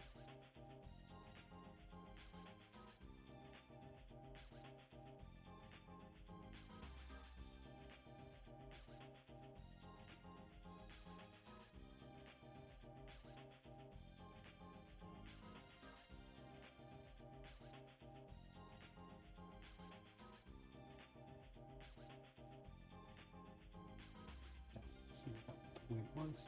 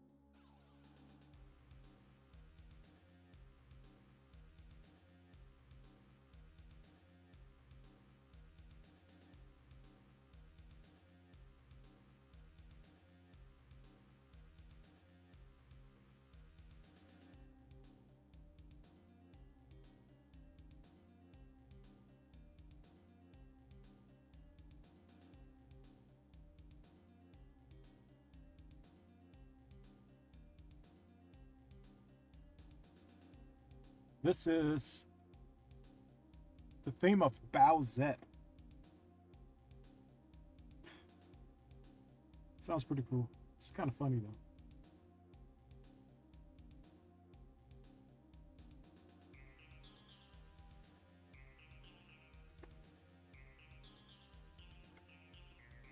Okay, that arm looks pretty good.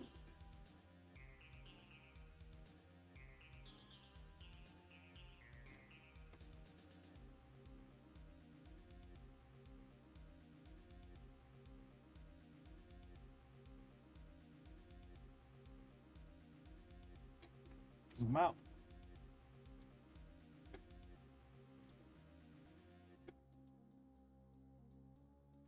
Not that far out. Really.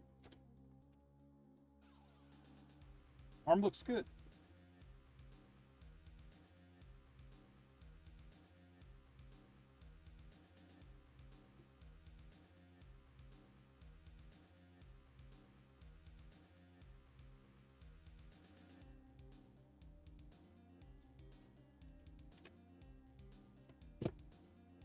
Well, I said I didn't want to go to the bathroom and interrupt the stream, but you know what?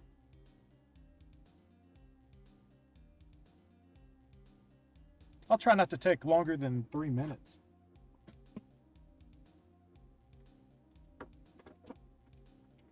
So I am going to wait for this theme to end. You guys can watch this. Then I will find some more music for you. Or DeMarcus music.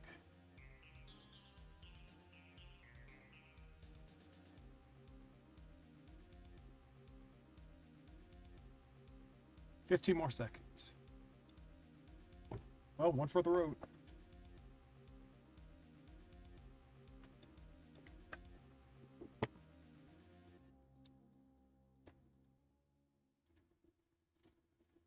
Okay, what else? What other music does DeMarcus have for us to listen to on his playlist? FL Studio video game music. How to make? There's actually he has the instructions in the playlist. Oh man, that's all I needed to do was go to his playlist, and he has how to make the music. He has links to how to make the music. Well, let's listen to Frieza's theme. That'll be cool. So I will be back. We'll take a short break. Hopefully I will edit this part out. So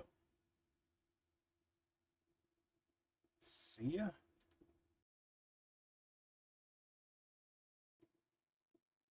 That song has a lot of silence. A whole lot of silence, doesn't it? Well, I'm back. I actually spoke to my brother about using this truck in the morning. I had to see what time he went to work. So what am I going to listen to now?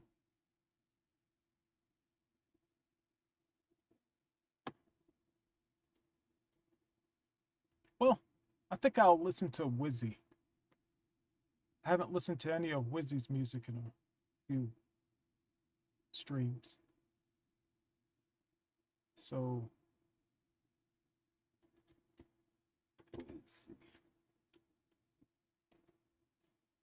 Wizzy.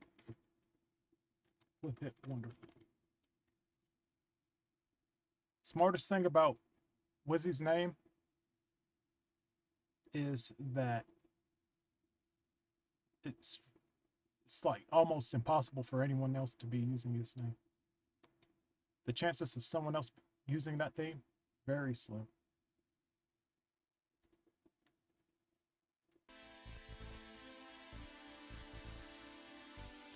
All right. As they say in Power Rangers, back to action.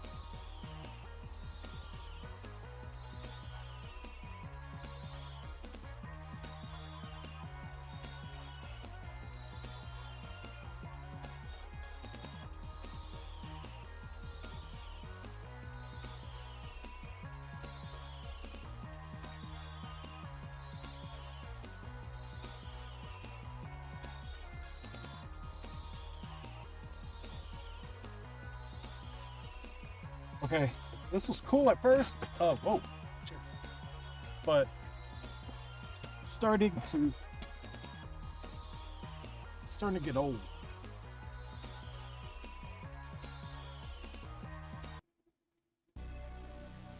There we go.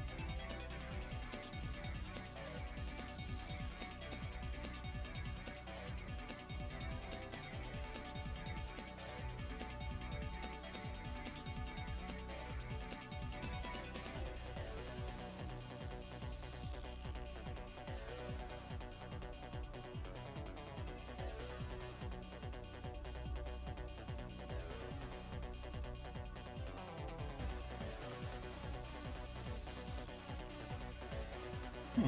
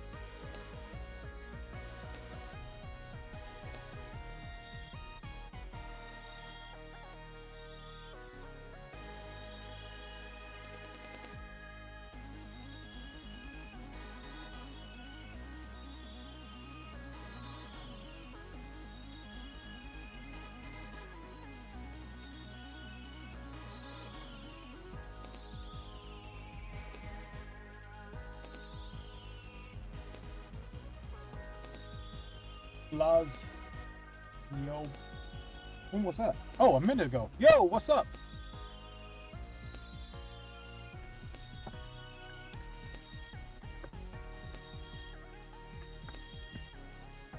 I am working on this animation for Blazing Strike. It is in air hard kick.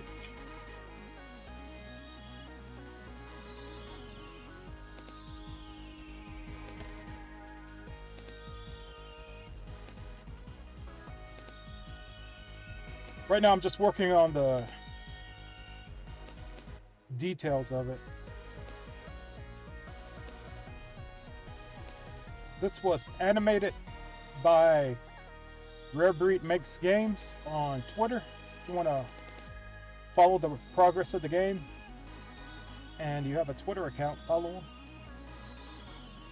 I think Rare Breed has an Instagram account too. You can follow there.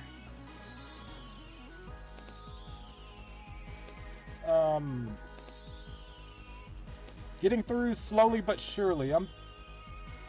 I made some progress tonight. I'm not sure when I started working on this.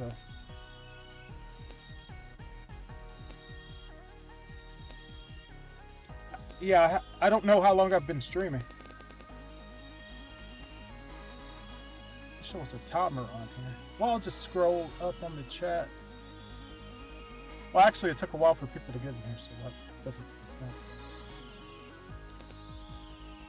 Huh. Oh, okay, I've been streaming for 3 hours and 17 minutes. Yep, I am animating with the program Sprite. It has some really good features.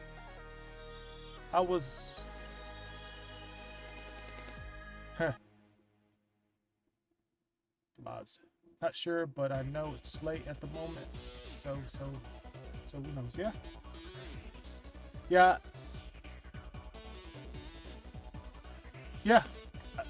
3 hours and 18 minutes. I did take a break.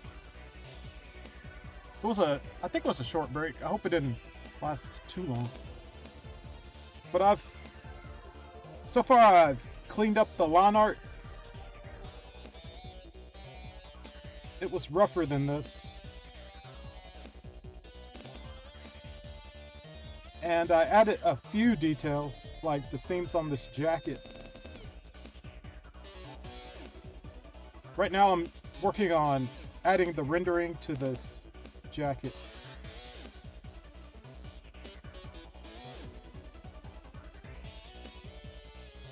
So far, so good.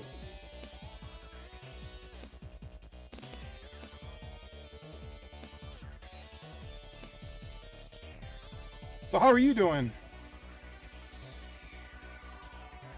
Hope everything's going all right. I don't know where you are, but I know that the weather's been pretty wild in a few places.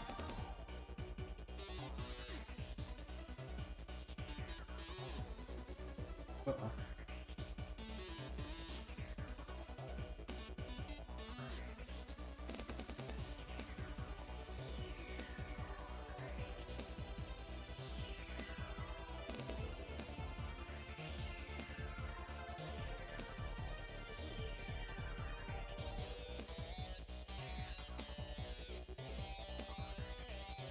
Yeah, I used to say spriting details, but I think the word rendering details, just using the term rendering makes more sense because that's where the details come in. So that's what I say.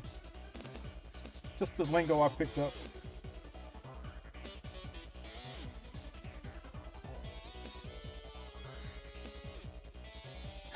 Buzz. Oh, mild climate area. That's cool. Well, I'm in Texas, so it was a freezing climate, but now it's a mild climate.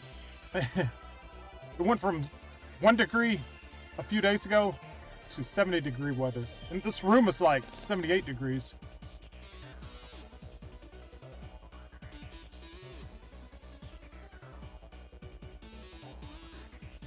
Oh, yeah, I have a Picarto stream too. It's called Maniac Fringe. I don't know how many people actually show up there. But I multi-stream. I stream on Twitch, YouTube, and Picarto. I started with Picarto because, well, back when I started, Twitch was only for video game content and not art and other stuff. So I do miss Picarto just for all the artists I'd run into on there.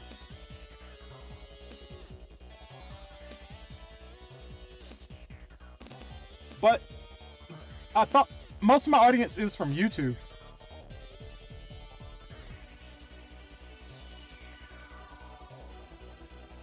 Oh, Texas? You don't know about Texas's weather? Yeah, that was like a 1 week thing. Left a lot of damage in some places for people. You know, they probably got busted pipes and stuff, but my electricity never went out. My friends did. Well, yeah, my friends did. Where do they live? I forgot where they live. Grandview? No, they don't live in Grandview, do they? I don't know. They were in Fort Worth. I don't know. But yeah, they ended up getting a hotel, a bed and breakfast, and when the electricity came back on, they went back there. They went back home. So I guess it was like a bad dream, and then everybody woke up, and now everything's back to normal. Yeah, people's toilets were freezing and stuff.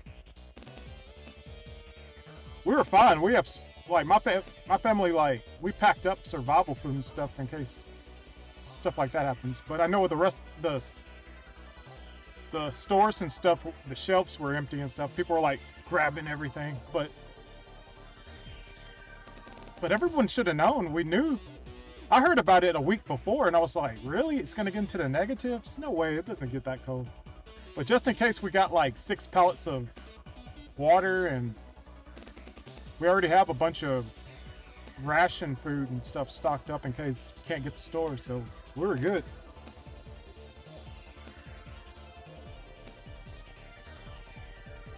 Yeah, Picarto.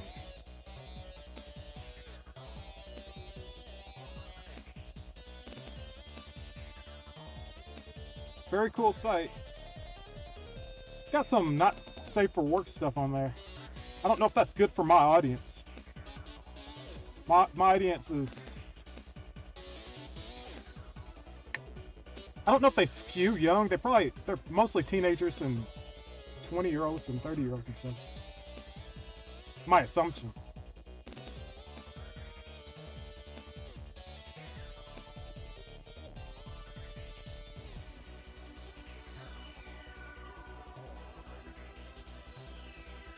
Yeah, my assumption is mostly Dragon Ball fans and fighting game fans. Most fighting game fans are they grew up with it from the 90s, so they'd be in their 30s or 20s, and then the Dragon Ball fans would be in their teens. Early teens to teens. Yeah. Well, I should read this. I think it's on the screen. I think people can read it, but he said, so this dude you're working on, he is a fighter for a fighting game or something? Yeah, he's for the game Blazing Strike, made by Rare Breed Makes Games. It's Rare Breed Makes Games on Twitter, and I think it's Rare Breed Games on Instagram. I think those are 2 of his contacts. He animated the sprites, and I'm adding in all the detail for him.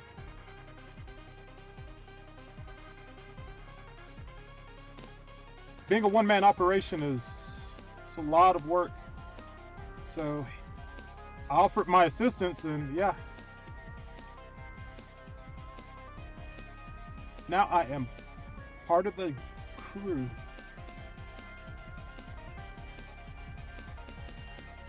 And I am happy to be working on a awesome fighting game. like this.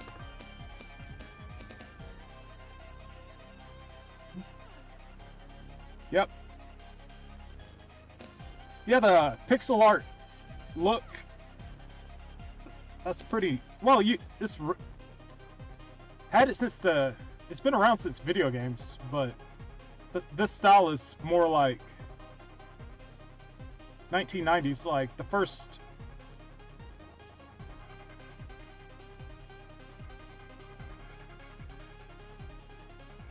When pixel art started getting really defined and refined and stuff was in the early 90s, probably with Darkstalkers.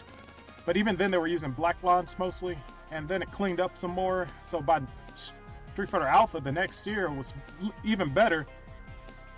And by the time we were out of the 2000s, no, out of the 1990s and starting the turn of the century, everybody had it set.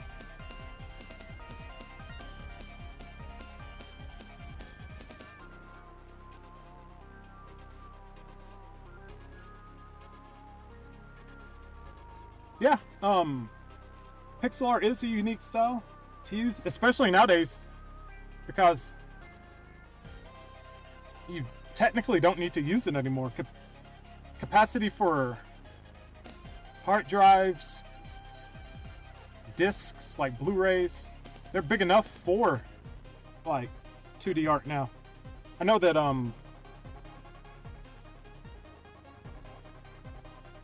PlayStation 2 even had a hard time at running 2D art, but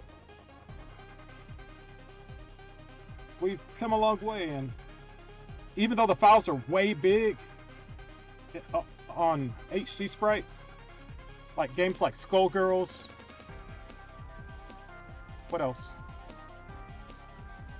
Skullgirls comes on. It's always Skullgirls. Street Fighter HD Remix. Those sprites are really size, like what's the word?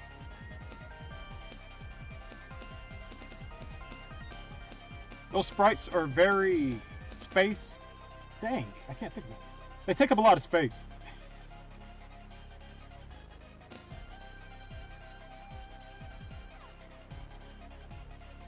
But when you use pixel art, it takes up less memory. That's the word, memory.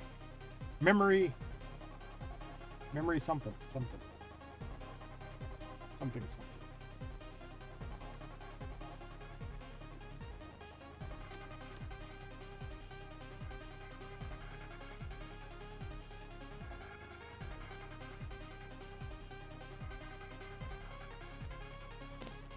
But that's not what impresses people these days. It's the style.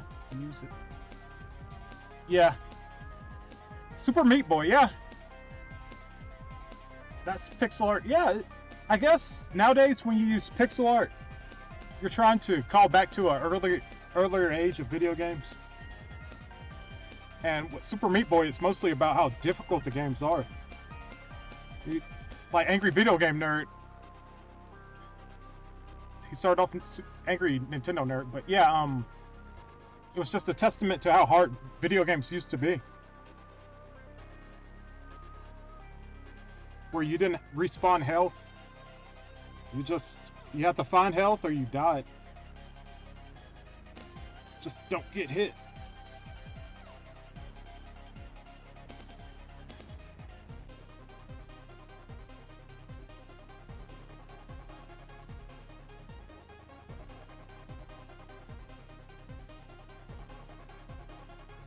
Yeah. It's almost like people look at pixel art and in the back of their mind, they think about what video games were, and they say, when they think video games, they think pixel art, so they say, hey, I'm going to make a video game. Why not pixel art? Especially when it's a small team. You might not have the best 3D renderer people or the best modelers or texture mappers or riggers, but if you can draw and you can know how to work with sprites and stuff, you can make a game.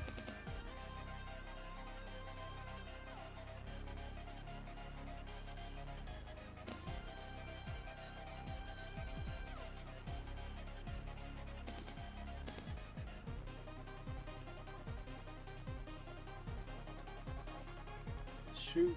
Not only that, it's like the next good games are gonna come from the indie scene, simple but unique. I agree. You've got these big AAA studios pumping like millions of dollars into games, and it's like the same thing. They make the same game.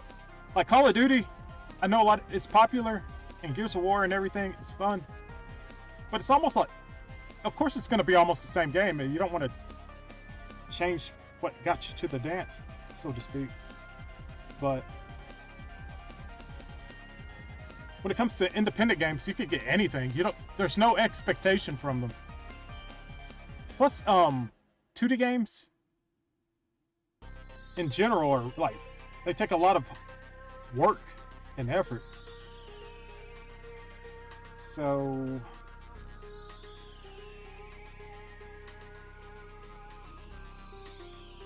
I mean, you have to draw the same character over, and you have to actually make the sprites over and over and over again. Character models are faster.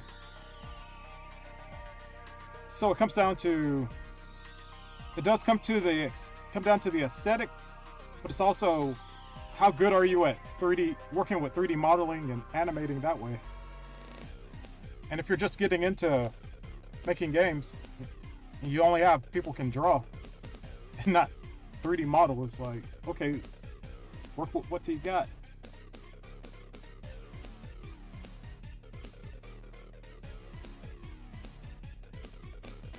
Yeah, anime has a look to it, and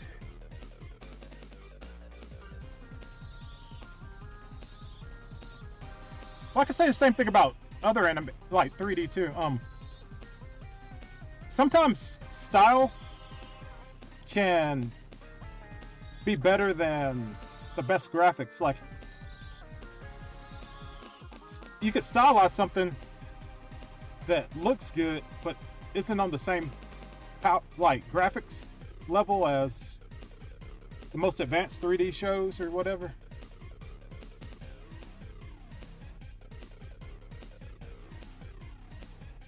Like, anime it's not really the best animation, but it's framed up.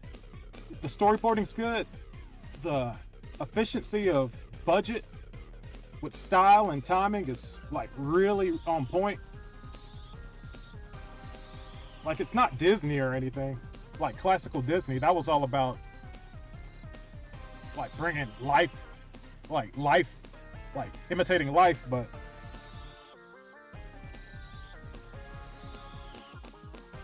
anime is about getting really clean movement. It's almost like you're trying to tell a story with, well, most of them are based off of manga, so you're taking these panels and trying to make them move, and you're trying to do that the best way you can. That's why it's got its restrictions because of budget, unless you're Akira.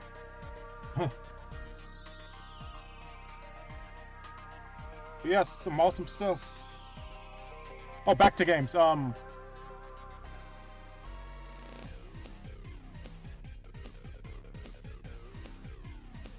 don't know. I'm trying to wrap it all back to games instead of anime. Oh yeah, the 7 Old Men. I'm trying to just think of Ollie and what's the other guy's name? Frank and Ollie? Yeah. I have that movie.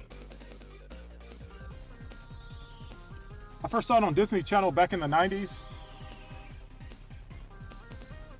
I think it was like 98 or something. And I was really happy when I found it on Amazon.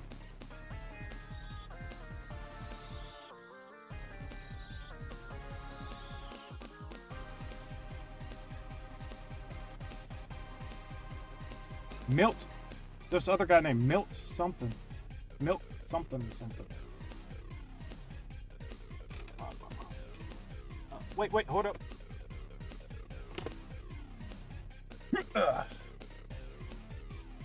Oh man, my camera switched. You guys haven't been able to see my artwork. You've just been staring at me. I'm sorry. But yeah, I've got this book right here.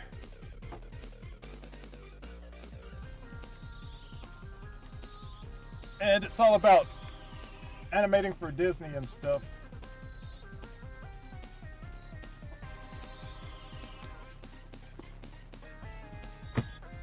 Big book, big book. Sorry, I'll get this camera off my face and back to the artwork. I don't know when it changed. When did that happen? Yeah, that's a big book. Yep, Disney was in the game of animation longer than most anime studios have been open. Well, longer than any existing animation studio has been open, probably. Then they started exporting all their animation to Korea anyway for Disney Afternoon and stuff. Just because it's cheaper. It's a bummer. When I was growing up, I wanted to be an animator for Disney or a studio in America, but I had no idea they had been exporting all the animation jobs overseas for the past, like, well, all my life anyway.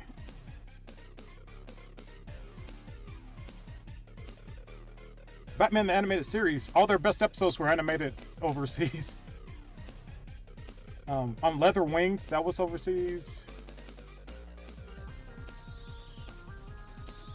The Two-Face episodes, like most of them, any episode that was like really good, it's like, yeah, that's overseas. Honestly, I think they were all overseas. It's just like the best studios were like Japanese studios.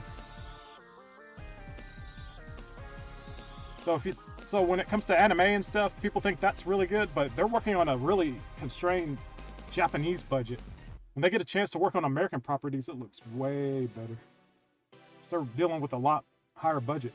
They're used to doing more with less.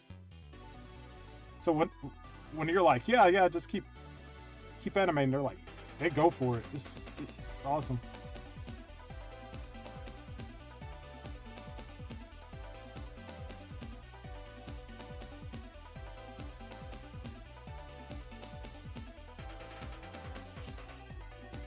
Sounds right. My sister went to college for that stuff to work, like DreamWorks.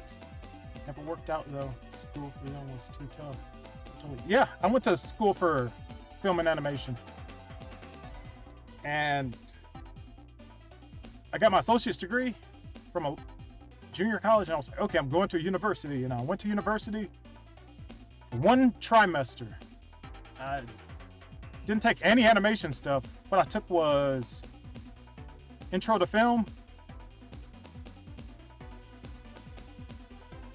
Neoclassical Renaissance Art, 2D design, government. Is that it?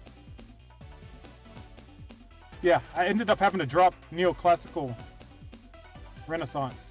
I really love that art, but that teacher, I had no idea how. It's hard to give a teacher what they want when they don't tell you what they want. They're like, do your own research and then show it to me. I'm like, how do I know what I'm learning? What am I supposed to be learning? I'm supposed to be whatever. The lesson plan was crazy. I don't even want to talk about that. That's just a bummer right there. But the film part, we have to make our own movies. First two movies were, first movie was a 3-minute non-narrative 3-minute documentary. Second one was a 3-minute narrative, and our final was a 5-minute narrative. And our teacher was really cool. He said a lot of our other students had come from UNT, University of North Texas, and they were like, yeah, they never let us even hold a camera in our first classes. And it was like, the best way to start making movies and projects and stuff is just to make them. You make them and then you learn from it. And he was giving us the knowledge that he had learned from making movies, so we wouldn't run into the same mistakes. He just made sure that we knew what we need and the best way to film stuff and how to light things and had the equipment and how to find actors, and we watch movies and see why they use certain techniques and stuff. it opened my eyes to a lot of stuff. Now I could tell good movies from bad movies. And I went there to just be an animator, and I ended up making movies. Yep, best way to learn how to make movies is to watch movies and make movies.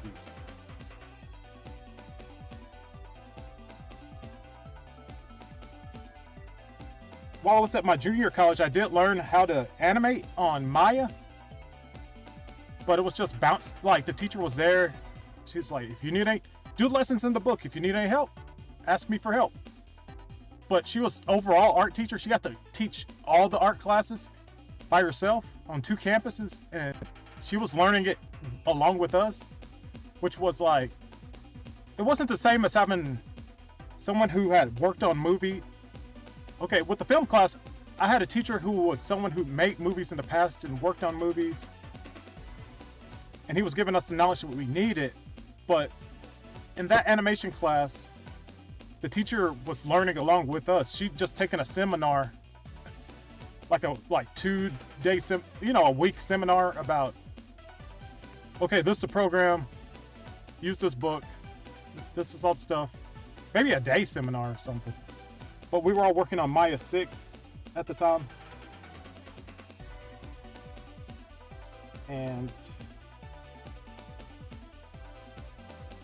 But yeah, it was day and night experience, because after I ran out of money and couldn't go to that university anymore, I went back to junior college. Had a young teacher. He was about 30 years old. He just finished learning animation, but he lived in, I think he lived in El Paso, Texas, and we're in North Texas. He had to do a 2-hour drive to work every day, and he worked as a waiter. So he was doing a waiter job, and he was being a teacher, and he was married to an older woman.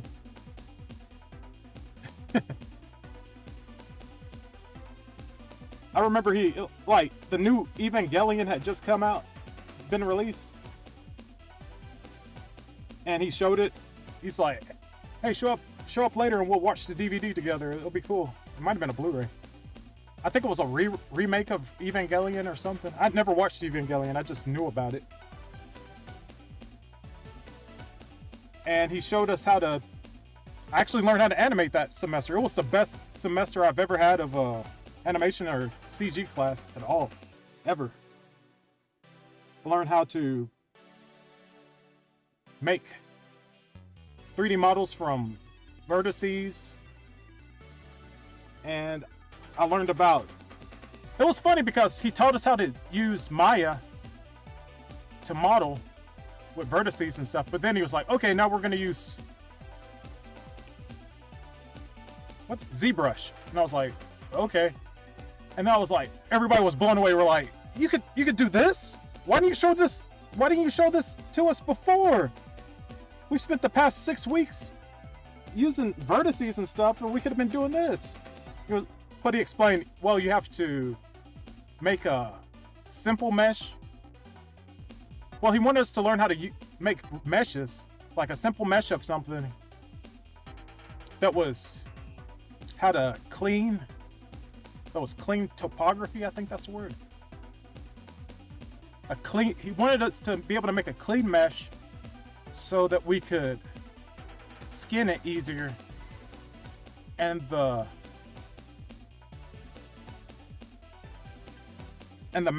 texture map could be seamed up cleaner than with a complex one. Yeah, I think that's it. And that makes sense. It makes sense. All these words.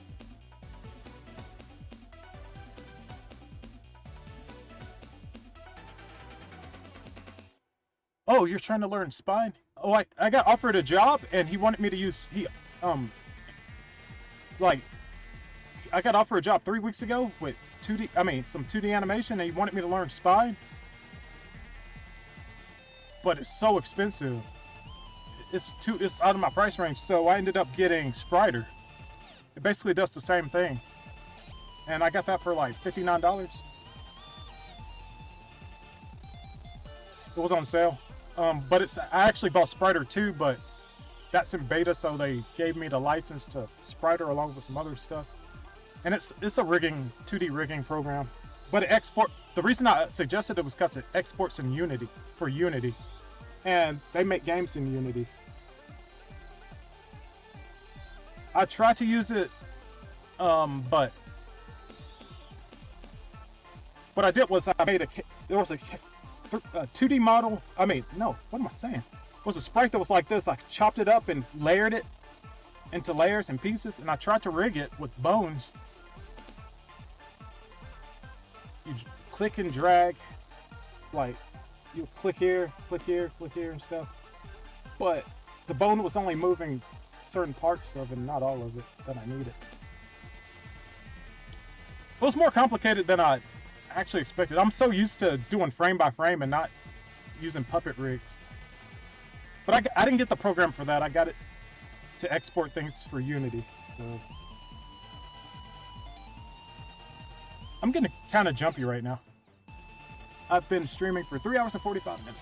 This is a good conversation. I've mostly been talking to myself. Sorry. Should pay more attention to this.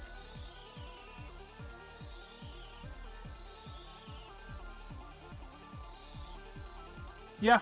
So what's the difference between Spriter? What are the big difference between Spine and Spriter? In your opinion? From your experience, that's a better way to say it.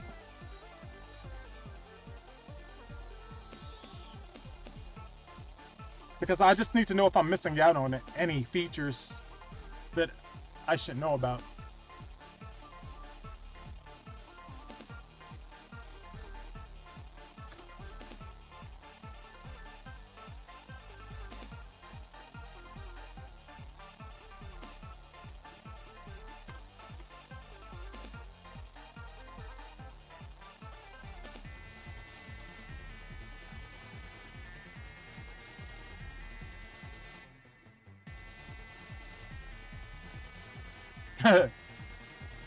I'm sorry I'm reading your old comments. I got what bronies. Surprisingly, when I was in that animation class, because after I had a better college experience as far as learning at the junior college when I went back. It's so weird. I went to the junior college for my associate's degree, went back, went to the university, had a good experience, but could have been better. Then I went back to the college and I was like, this is like a new school, because they really were leaning into starting a game development program for the animation department, and I was like, wow, this is cool. They want to compete with Art Institutes and ITT Tech or whatever, even though I think the Art Institute or IT Tech went out of business. But yeah, bronies were there.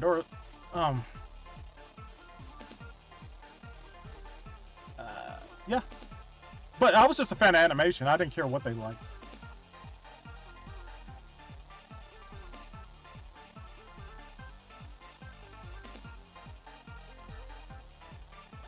Spine has the ability to use 2D meshes, and Spine does. But it's super simple and less control. That's how I used it. Uh-oh.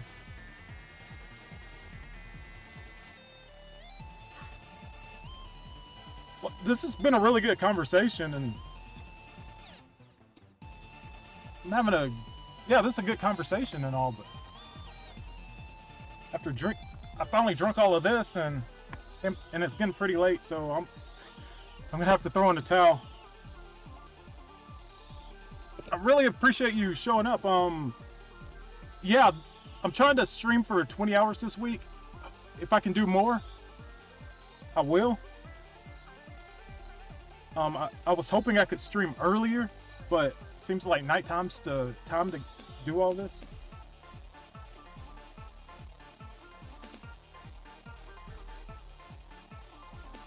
Spine has IK and third.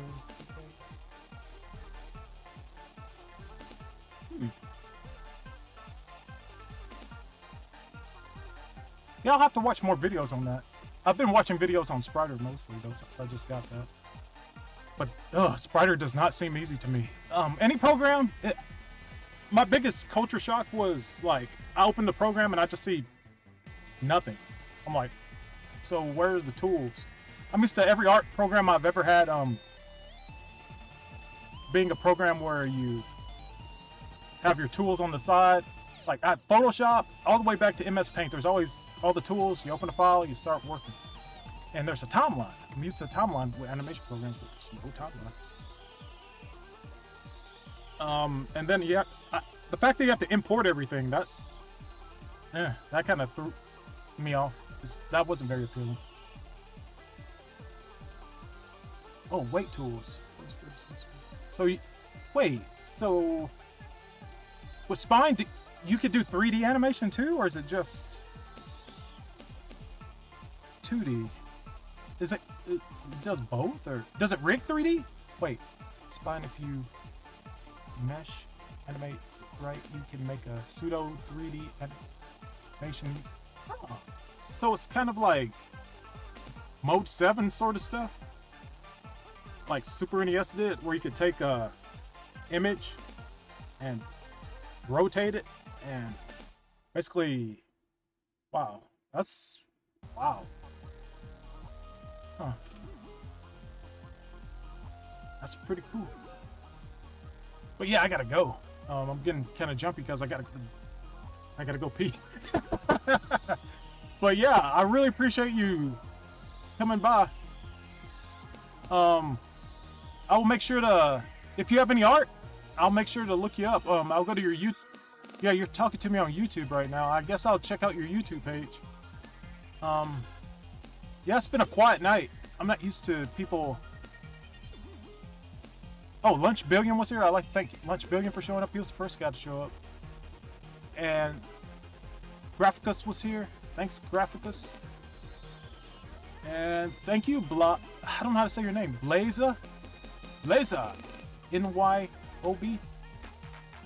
I got Affinity Designer, like Photoshop, and it imports in real time. Dang it. Well, I guess if you have a... What's it called? Suite? No, it's not really a suite like Photoshop or Adobe. If you have a assembly line, a line of production, I guess that works. Oh, okay.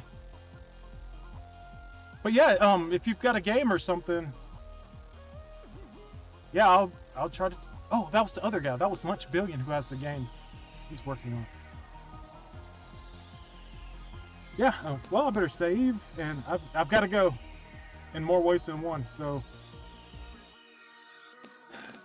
thank you all for joining me tonight. Thanks, Blaza, either works.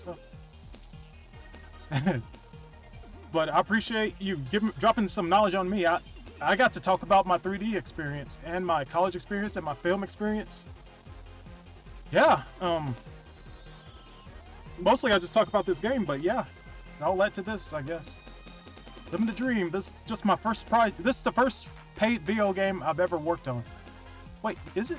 No, not really. NDAs. I can't talk about those. I didn't really get hired on. I did some tests and I didn't really stay. That wasn't what they were looking for. But this right here, Blazing Strike, this is gonna be cool. This is hopefully the start of things to come for me. I worked on Hyper Dragon Ball Z. You can check that out. I made Pilaf. I'm a voice actor too. Like I said, I started off as a animator. I started voice acting for my projects, and so I best of both worlds. I voice my own projects and I voice other people's projects. I've been in games. I voiced Kukulin or Smite. Belter. Hi, lad. But anyway, thanks for dropping by. This is a good conversation. And until next time, be seeing ya.